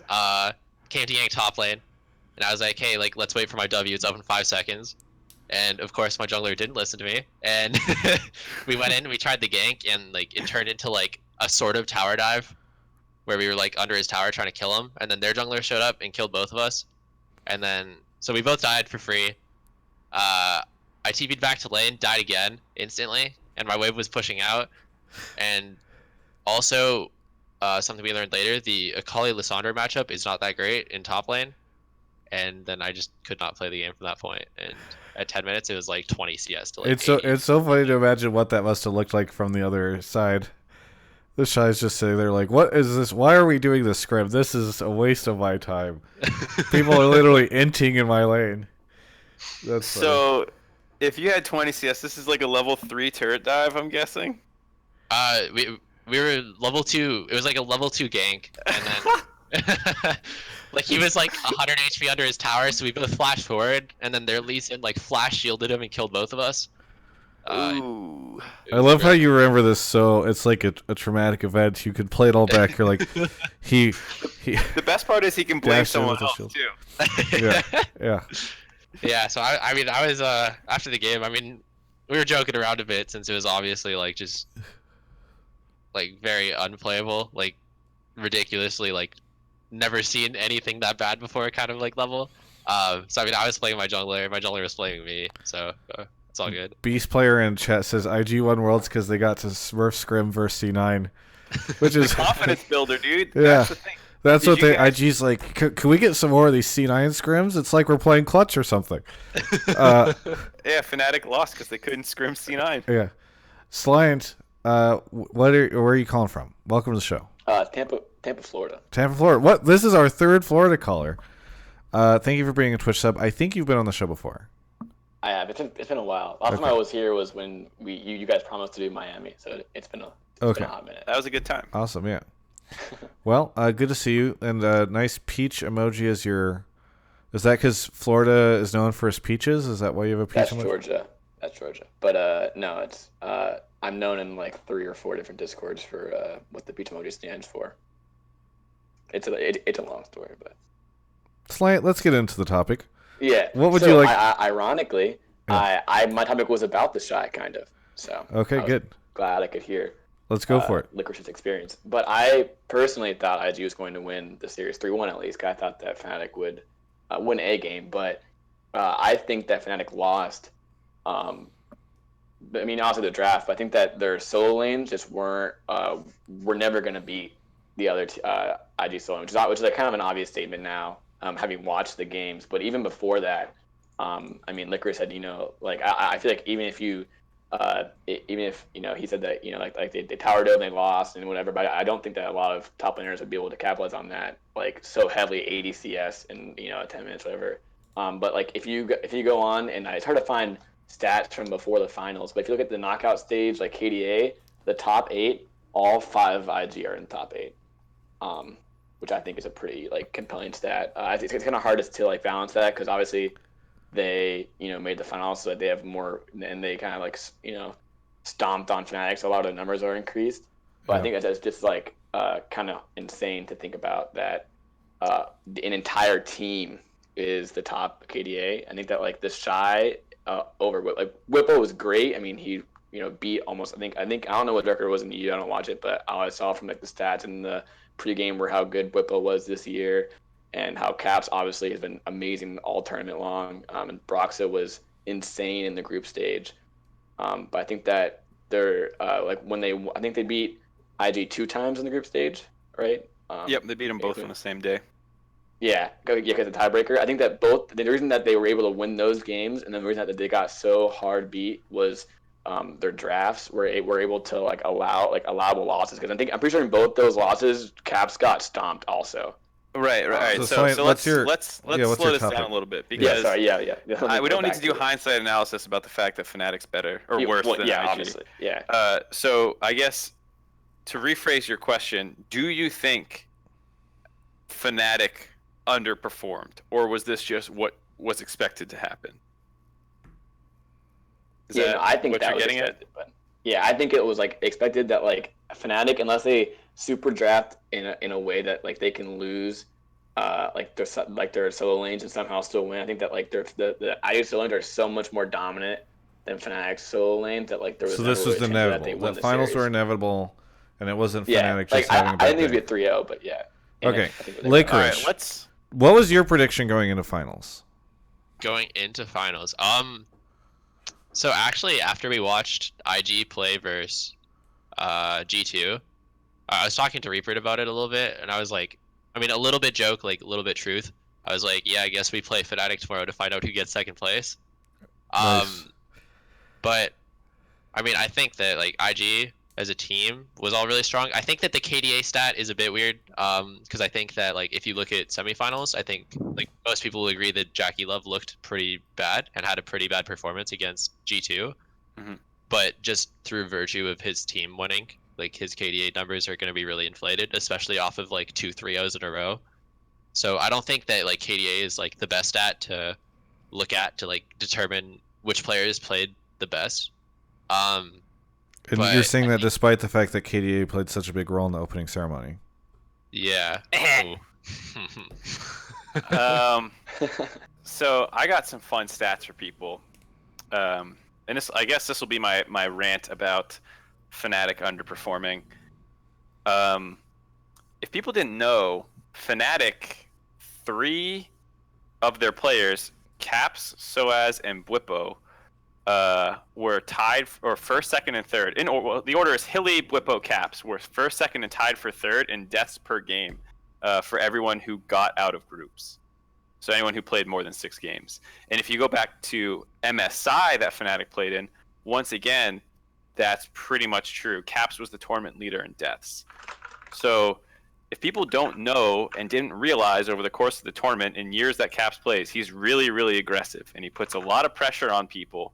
And either the opponent cracks or he cracks. And he was playing rookie and he cracked. And that's kind of Fnatic's play style. Was like they play very, people say disrespectfully, they say over aggressive. You can say whatever you want, but they consistently play that way. They're just really good. Against IG, they're not better than them, so they get shit on. And League of Legends, if people didn't fucking know, is a zero-sum game. If you get a kill, someone had to die. This is not basketball where your 2-star players can drop 40 points on each other on different teams and like everyone looks fucking amazing as they dunk on each other. That doesn't happen in League. There's snowball mechanics and it's a zero-sum game. So someone's going to look terrible if someone else is looking fantastic. So this is a good place to maybe bring up this discussion in this topic. I wanted to ask about it.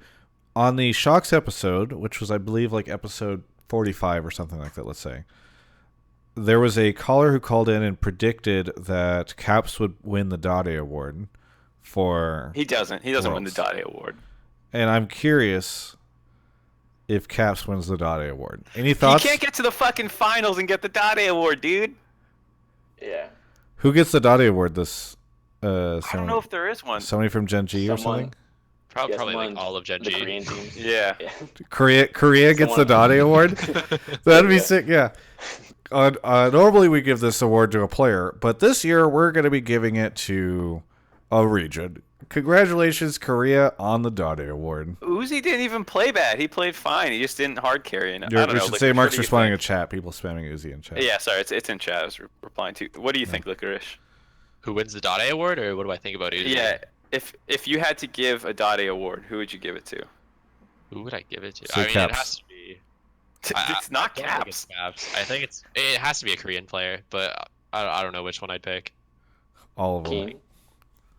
I think Crown. Crown looks pretty poopy. Yeah, maybe. Yeah, but he wasn't overhyped. Nobody was like, Crown's gonna take it. That's true. It was a weird world. It has I'd to give it be to like somebody's Gen hype. G, maybe. Like I don't know. I can't give it to a team, but like Gen G as a team was really hyped up. But like even when they won Worlds, it wasn't because everyone was like, oh yeah, like Crown's the best mid laner in the world. It was because like Crown played Balzahar 3 games in a row and they had super good team play. So I'd give it to Gen G if I could do that. Yeah. I think what's weird about this world is like even teams that should have gone further that lost, their star players largely were fine. So like I think Keem was okay, not as good as he should have been, but in the series that they lost, he did okay. I don't know. But it does feel like, based off of all the conversation I've been hearing, people should feel pretty disappointed in Cap's performance this Worlds. I don't know. Should you? He did better than last year. Yeah, sure, but like, he's a really like, hit or miss, feast or famine kind of guy, and like he got to finals. He had some really good games. Some games he died a lot. Like, that's always been the case. I don't know why you would be disappointed that was what happened again. He had a lot of really amazing games too. Okay. That's what I've been hearing, so I just want to throw it I out think there. the people who are surprised at how Fnatic lost, like, probably bought into too much hype. I don't know. Like I said, this is a similar tournament to what happened at MSI, but Fnatic were a better team this time around. Like the tale is largely the same of what happened. Yeah. Somebody says we should give the Dade Award to Licorice. Licorice, how do you feel about that? Are you the recipient for the Dade Award? I think that for play-ins and group stage, I think I was smurfing. And then I think after that, personally, I think it's because of the Victor pick. But obviously I didn't perform as well in the knockout stage. Yeah. So if you can give like stage-specific Dade awards, maybe. But I think that Worlds as a whole, I did pretty well. Yeah. Okay, so it sounds like Science's original topic, which was just Fnatic was overhyped going into the finals and got exposed like we expected them to be, which I think is kind of what you were saying, right, Slant? Yeah, just that, like, people were saying, like, oh, it's a 50-50, 3-2, but, last game could go to 81. I feel like that was just, like, buying into the fact that, like, Broxa was, like, super good in the group stage. Like, you cannot take that away. Like, he hard carried some games, and, like, he was super good. But, like, Sure. It's not like Ning is just, like, silver player. Like, it's not like Ning is no one. No one could have called that Ning would go 5-0-11 or whatever it was, but I don't think you Right. But like, Licorice, yeah. you felt like IG was going to win before you even got out of before even your semifinals match took place. Yeah, I actually want to jump in super quick.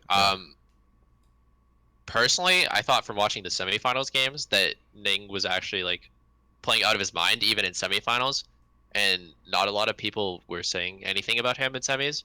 But I think that like what actually really stood out to me specifically was that when G2 was like going for ganks with Yankos, Ning was always like in the area and like ready to fight them if he wanted to, but he like would just back off, which is like that kind of like restraint of being in the right place and then like not pulling the trigger at the same time because you just like know that you're gonna win eventually anyways is like actually like insane to me as a player. It's like something you like almost never see, and I think Ning like maybe I don't know about quarters, but for semifinals and finals he was playing out of his mind, and I think like he was the best jungler at Worlds at that point. Yeah.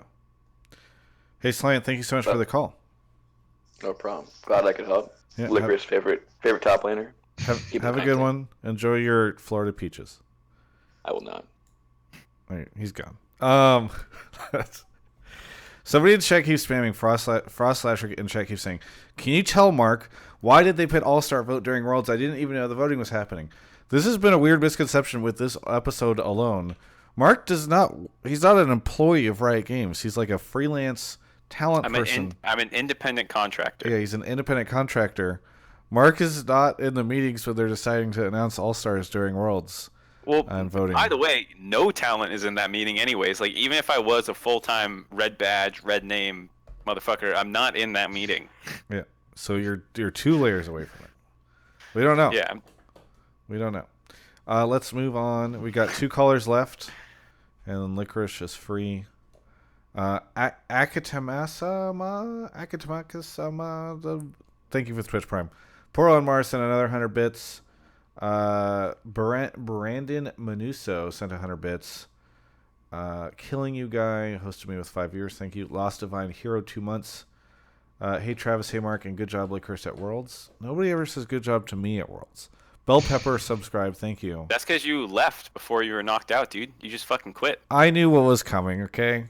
You saw the 3-0s coming. I was like, Cloud9's gonna get 3-0. They're not gonna do an interview with me afterwards. I don't want to be around for that. I'm gonna go interview people at TwitchCon. Denny Nukes is returning to the show. Denny Nukes, welcome to. It's our 6-month anniversary. Okay, yeah. Well, I remember you had a hot take last time. I think you yelled at me last time, didn't you? No, I didn't. No. I don't remember, but I'm gonna say you did. We had a confrontation last week. You weren't here, Mark. Oh. Yeah. Oh no, yeah. I said that I always have really good topics, and last week was my worst topic ever, and you pulled me. Yeah. Anyway, like I just threw that out because I was like, maybe I'll get on, but like I didn't think so. Yeah. Well, yeah. It was great too because I had you turn down to 35% last week, and apparently I need to. You're very loud. Sorry. No, it's all good. Thank you for bringing a Twitch sub. And it looks like you're in a ranked game right now. No, I'm not. I'm just in a lobby. Okay. What do you want to talk about on the show tonight? I want to talk about Apto, the TF God. He recently had a video translated, and where he says that there's no such thing as an aggressive player or a defensive player.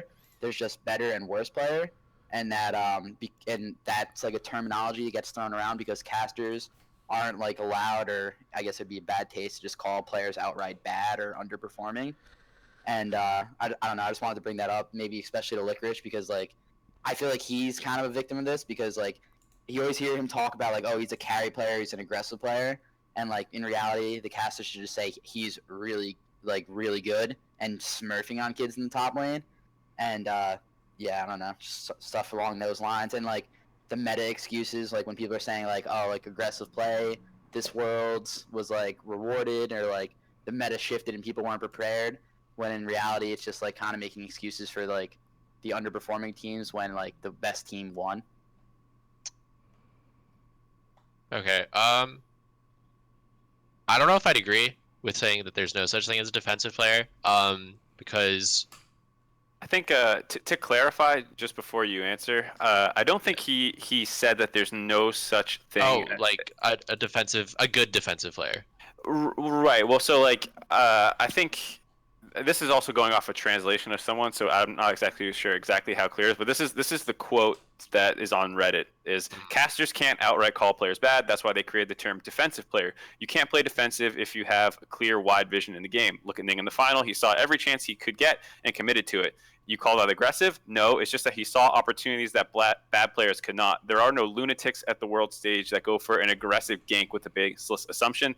That kind of player can't reach worlds. Defensive players just don't have what it takes to see that kind of opportunity. And that defensive players was in like air quotes. It's all the same for laners. Aggressive players are just good enough to dominate their opponents. Even when you are playing a defensive role, good players will play aggressively. You naturally become aggressive if you're better than your opponent. So I'm not quite sure if that there's one line in there where he says like even if you're playing a defensive role, good players play aggressively. I think he's like kind of admitting that like you're not getting draft resources, so you're in like bad matchups or something. But he's saying like that was my interpretation. But I'll let you answer. Yeah, I mean that's what I thought too. Like what your take was that like he was saying like if you're in a matchup that's might be like 60-40 like favorite of the other guy, you're still making them work for that 60% win. You're not just like I feel like NA pros and like I watch a lot of NA LCS obviously, and like but I just started this summer watching a lot of EU and I've always watched a lot of LCK, but like I've noticed a lot that like NA like seems to have this like bad habit of like, oh, I'm in a bad matchup, so I'm just gonna sit under tower and like catch farm and try not to fall too far behind. But then when you have like the EU LCS and I mean especially in China they just like to brawl, but like the LCK too, like you'll see, or even the Shy like in Worlds. He was on a Scion game and he was like fighting under towers. Like, I feel like you kind of see like the NA like they just want to catch farm and use their ult and like their TP like for the team, but like in the lane dominant metas or the lane dominant regions, they just like make the other team work or the other players work in lane more so than NA. So Licorice, I'd like to hear you speak. Yes, me too. Yeah, sorry. Yeah. I mean, obviously, the perfect player, like, even if they're in a bad matchup, if they see a window to trade, they'll go for it. And they should go for it. And if you see, like, that kind of window, you should. But I think that at a super high level, like, I mean, Apto was saying, like, if you have crystal clear vision and you know exactly what's going on, then, like, you should go for, like, smart plays. And obviously you should. But, like, for example, let's say for IG, so in scrims, they would, like, split scrim time between Duke and the Shy, and when they had the Shy in, they would only play towards topside and they'd make sure that the Shy had vision so that he could play super aggressively and like try to dominate his lane. But when they played with Duke, they played more like mid bot side, and Duke would play a lot less aggressive, and like because he just didn't have the vision to know if the jungler was there, and he wouldn't like really try to dominate his lane, and that completely like changed the team's playstyle. I mean, obviously at Worlds, IG looked better with the Cheyenne, and that playstyle of just like playing around him and having him dominate his lane was good, but I don't think that saying that, I mean, you can say that Apto was saying like a defensive player will find like good windows, but a lot of the time you can't really. Like, I think if I was gonna point at a single player, I would say that Let Me is like the perfect example of like a player who just like plays defensive. He doesn't let you get an advantage from his lane for the most part, and just like lets Uzi carry. And maybe he could find more trade windows, but I don't think that when you say Let Me is a defensive player, you're saying that he's a bad player. Like, I think that that's wrong, personally. Yeah, I think I'm pretty much aligned with you. I can see like Apto's point, and I definitely agree that like casters, because this feels more of anything like a criticism of casters than like saying there's no such thing as aggressive or defensive players. and that one is bad. I think I'm hoping, if I'm understanding what he's saying, is it's more like there's this general term that is thrown to players who are like playing safe, probably to a fault, and they call them defensive players. And I would say that's probably true, so I don't think I disagree with him there. I would definitely disagree if he's saying there's no such thing as like play styles of players and teams, and it's just good and bad, because I think that's not true at all. Yeah, I mean, a lot of the time in League, you're not going to have perfect vision, is basically my point. So that even if you're in a losing matchup, if you take like what looks like a good trade to you, but their jungler happens to be there, and then all of a sudden you died and you're giving up top tower when you had no vision and your job was to like play safe, then like you can't always know if you're going to get punished. So like a player like Let Me will just like not punish you in that kind of scenario, and I don't think that that's necessarily the wrong thing to do. Right, and even to your like Duke versus the Shy example, like it's in-game resources where it's like we're gonna camp for the Shy so he can shit on kids, and it's like, yeah, he is playing more aggressive than Duke, but his team is giving him the opportunity to actually play that way. It goes beyond just like Duke's passive and the Shy's more aggressive or something. It might also just come out or like come to fruition in draft, because I remember either in the playoffs or maybe in the regular season, like TL had a chance to really punish a Syndra or something in mid lane, and then they put Pole Belt on a Rise, and like I think you were either, or someone was casting the game, they're like, oh, we want to see like maybe this matchup or Aurelius, something's good into this, and then they're like, oh, there's the Rise, like, and I feel like that's maybe also what he's talking about, like the opt for safe farming out picks rather than, oh, we have a clear chance at a draft advantage and a lane advantage, and they just opt to go away from it. Yeah, I mean, also, I can't remember the specific example, but sometimes it is to do with like overall draft strategy as well. Like maybe you can counter pick your lane, but it's a really, really volatile matchup and you need jungler attention, and you already have two other matchups that need jungler attention, and so you just pick something that's like more neutral. And it's not even like I'm a passive player and I chose to do this. It's like, this is what my team told me they wanted me to do, and I'm a team player and I listened, kind of thing. Yeah. Hey, Danny Nukes, thanks so much for the call. Thank you for having me again. 2 weeks in a row. Yeah, this is awesome. Have a good one. All right, one last caller to go. Funny story. When we were casting you at the start of a Challenger, you were playing like Maokai nonstop. Yep. You remember that shit? And you had like Gilius and Fox or whatever, mostly like just hard camping mid every single game. Yep, I do remember that. Yeah, we're like, man, Licorice is such a tank player. He's so good at it, of course. Like, he's just playing Maokai and like getting sick engages all the time, but he's a tank player. And then like your coaching staff was like, no, he's definitely a carry player. We just make him play tanks. Yeah, I back in Challenger, like in solo queue, I think like my most played by far was Fiora, and then at the time, Maokai was just like this broken stat ball of a champion where you just press R, they gave you like damage reduction, you like clap over your head and then just go in 1v5, don't die, and like kill their AD carry. So, I mean, when a champion's that broken, you kind of just have to play it regardless. All right, last caller. Well, there's no other Twitch subs or anything to shout out right now. Because there hasn't been any in 12 minutes, so we'll just sit here quietly. Wait patiently. Sounds like a good time. Yeah. It's nice. How are you doing, Licorice? I'm good. I got some nice mood lighting going on. Yeah, right now. It's great. I really like it. Oh, Steve the Sleeve 1 has subbed. There we go. Helping to break up the monotony of this break. There we go. And Billy Bob Joe 7771, 9 months in a row with the Twitch Prime. Ballin'. Sammy Boy is here. Sammy Boy, where are you calling from? Chicago. Chicago, very good. The Windy City. Yes. What do you want to talk about on the show tonight? So my hot take is that I think LCS post-game interviews are really, really boring. And I think the point of an interview is either to showcase player personality or to give some insight into the game. Now, are you saying like my post-game interviews or the bracket? No, I'm talking about LCS interviews. Okay, the ones that are that was okay. I didn't want to have to kick somebody out from the show. That would the ones that are like 3 or 4 minutes right after the game. So yeah, I think interviews should either like give the player some personality, or should give you some insight into the game as a viewer. And I don't think the post-game interviews do either. The questions are usually like really cookie cutter, and because the questions are so generic, the answers that come from the players just get more and more boring every time they're asked.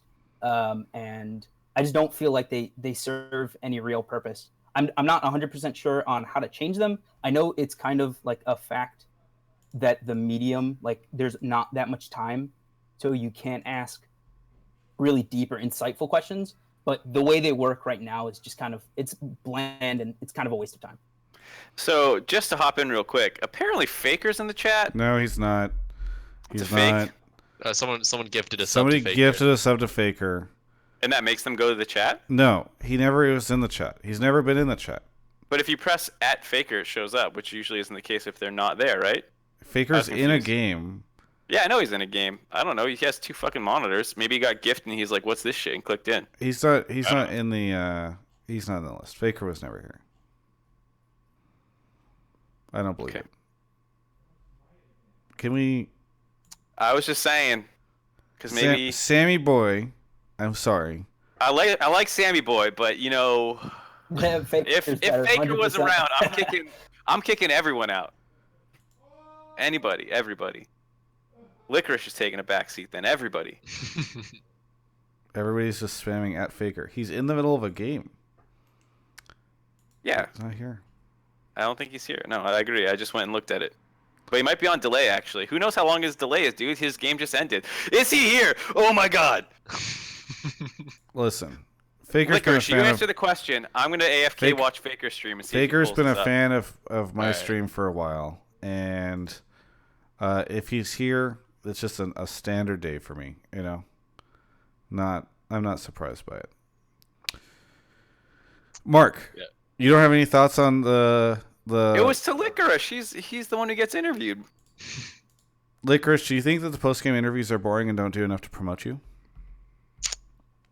I don't think I agree. I think that like the interviews do, like sometimes they are boring and like sometimes the players' personalities don't shine through, but I think it's more of an issue with the players as opposed to the interview and the interview questions. I think that if you're gonna ask like super spicy interview questions, then right after like LCS players have played a game, a lot of them are gonna hate that, and they're gonna be like, what are these questions? Like, you're trying to get me to like shit talk right after a game. Like, I just wanna say like my team did really well and like move on.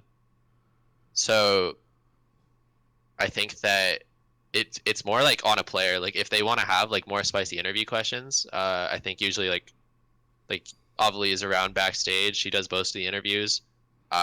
If you find her, like you could ask her like if you could ask her to ask you like specific questions after the game. Like she would probably like do that for you, and then you could have like the more interesting interviews. That's gonna let you like showcase yourself more, or maybe you can like opt into that. But I don't think that changing up the interview questions just like out of nowhere is gonna be good for the players at all. Yeah, I mean, I think if you look at what was the interview that TL did about the where they called Golden Glue and they like what did they call them, the bros? The Swole Bros. The Swole Bros. Yeah, like that's like a situation where I don't think the questions were changed, but it allowed the players to like the players still found a way to like be entertaining and interesting. And so yeah, I mean that's the thing. I oftentimes feel like I have like a great advantage over any post game interviewer from the broadcast because I have not unlimited time, but a great deal of time to do the interview. And the players have usually like they're coming off stage. I mean, Licorice, correct me if I'm wrong, but I feel like you guys are coming off stage. It's like, oh, we just won. You're not like in the mode to be like Mr. Charisma. You're kind of like, oh shit, we just won. That's hype. I don't know. Like I expect it's easier to be more yourself and joke around and that kind of thing 30 minutes later than it is to do it fresh off the game. Yeah, I definitely agree with that. I feel like after a game, usually I'm just there and I'm like, man, I hope I don't mess this interview up and say something I'm not supposed to.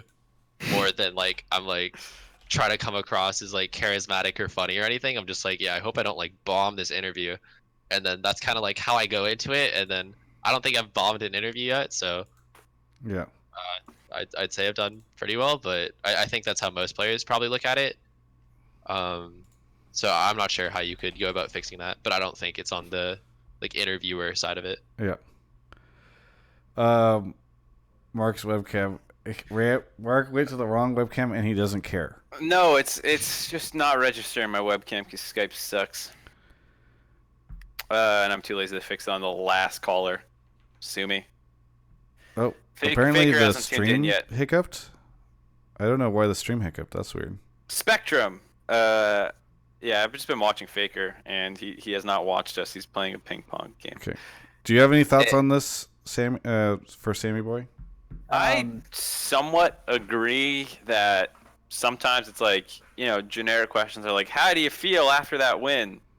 And it's like, yes, a player could go out of the way to make that fun, but it's not on its own, and it's not in depth and insightful. And like 99% of the time, you're going to be like, 99% of players, 99% of the time, are going to say like, yeah, happy to pick up that win. Maybe it wasn't that clean, yada, yada, yada. And sometimes it's like certain players like Dardoch or Double Lift will be like, man, that game fucking sucked. I'm not happy we won. What the hell? So I think some of those like really, really generic questions, maybe you could say, are causing some of it. But I think a lot of the time, to Licorice's point, like if you wanted to have an interesting interview, you easily could make it interesting. But for pro players, a lot of time, like you said, they're just not. It's just like not what they do. Yeah. So if the interview isn't interesting 95% of the time, is it worth having at all? That's kind of the question I'm asking. Like, I know it probably doesn't take a whole lot of production resources to do the interviews, but I just feel like they're pointless unless somebody like Dardoch or Double Lift is giving the interview. I feel like it feels bad to have no interview after most of the games, and then only every now and then do one for like a player who's popular. And I wasn't saying 95% of the interviews are boring. I was saying that like some questions are really generic, and those are usually boring. But like, I find most of the interviews, I will hear 1 to 2 at least things that I find interesting about how scrims were going that week, or a champion that got picked, or what they think of another opponent, or something like that. And so like, I would still say the vast majority of interviews do have good valuable information in there for a viewer. Maybe it's not hilariously engaging or anything like that, but I think most of them are pretty good. Yeah. All right. Any final thoughts, our friend Sammy Boy? No, I think we kind of covered everything. Thanks for having me on. Yeah. Thank you so much for calling in. Thanks. Yeah. All right. That is the show. Nobody go anywhere, because I'm going to be gifting some subs and giving an RP card away in a second. But Mark, any shout-outs, plugs, anything you want to say here at the end of the show? Nope. I had a lot of fun. I appreciate Licorice coming on. It was good talking with him. It's the off season, so all of us are just going to try and find ways to entertain ourselves. Usually that means I will make a couple really stupid videos in the coming months. Maybe some more ASMR. That was a banger. A lot of people like that one, so we'll see. Also, shout out to Faker for actually being in chat. I know you're saying, but he's here. I don't see him in the list. If you type @Faker, though, it shows up. I don't know how it works. Maybe because they got gifted a sub or something? I don't know. It is weird. Well, I'm going through viewer list now, yeah. Licorice, what do you got for us? It's What on the shout-outs, viewer list. plugs, anything you want to say here at the end? I don't really have too much, but thanks for having me on the show. You stream. Fun. Oh yeah, I do stream. Twitch.tv/licorice LOL, and then my Twitter is right above the video of me, so that's right there. Cool. What, you were gonna say something though? Before Just thanks for having me on the show. It was fun. Thank you for coming on the show. I really appreciate it. I was at BlizzCon, Worlds was happening, all that stuff, and then I was like, oh, I need a guest for the show, and you were down, so I really appreciate it. Hey, Licorice is a sweetheart. All right, you've been at houses when he's around, and he's super nice. Weren't at the start of the year you didn't know him, and you were like nervous about walking up and just talking to him randomly, Travis? No. I feel like I remember this distinctly. How many pro players have I met over? I literally never get shy or nervous about talking not to him. nervous, but just like I don't know what he's like. I mean, I don't know. I didn't know what he was like. Yeah, and I was like, just go up and talk to him. He's really nice. And then you're like, meh. Hey, Licorice, thanks for coming on the show. This has been Hotline League episode 53. Really appreciate it. Hopefully everyone watched it. We do put this out audio podcast-wise. It's on Spotify. I hear The Dive isn't on Spotify, but our show is. Oh, shit. We're on Spotify? Yeah. Let's fucking go. Search Hotline League on Spotify. The show's a big deal. A lot of people watch it. A lot of important people. People like Faker. Thanks, everyone, for watching. It's Hotline League 53.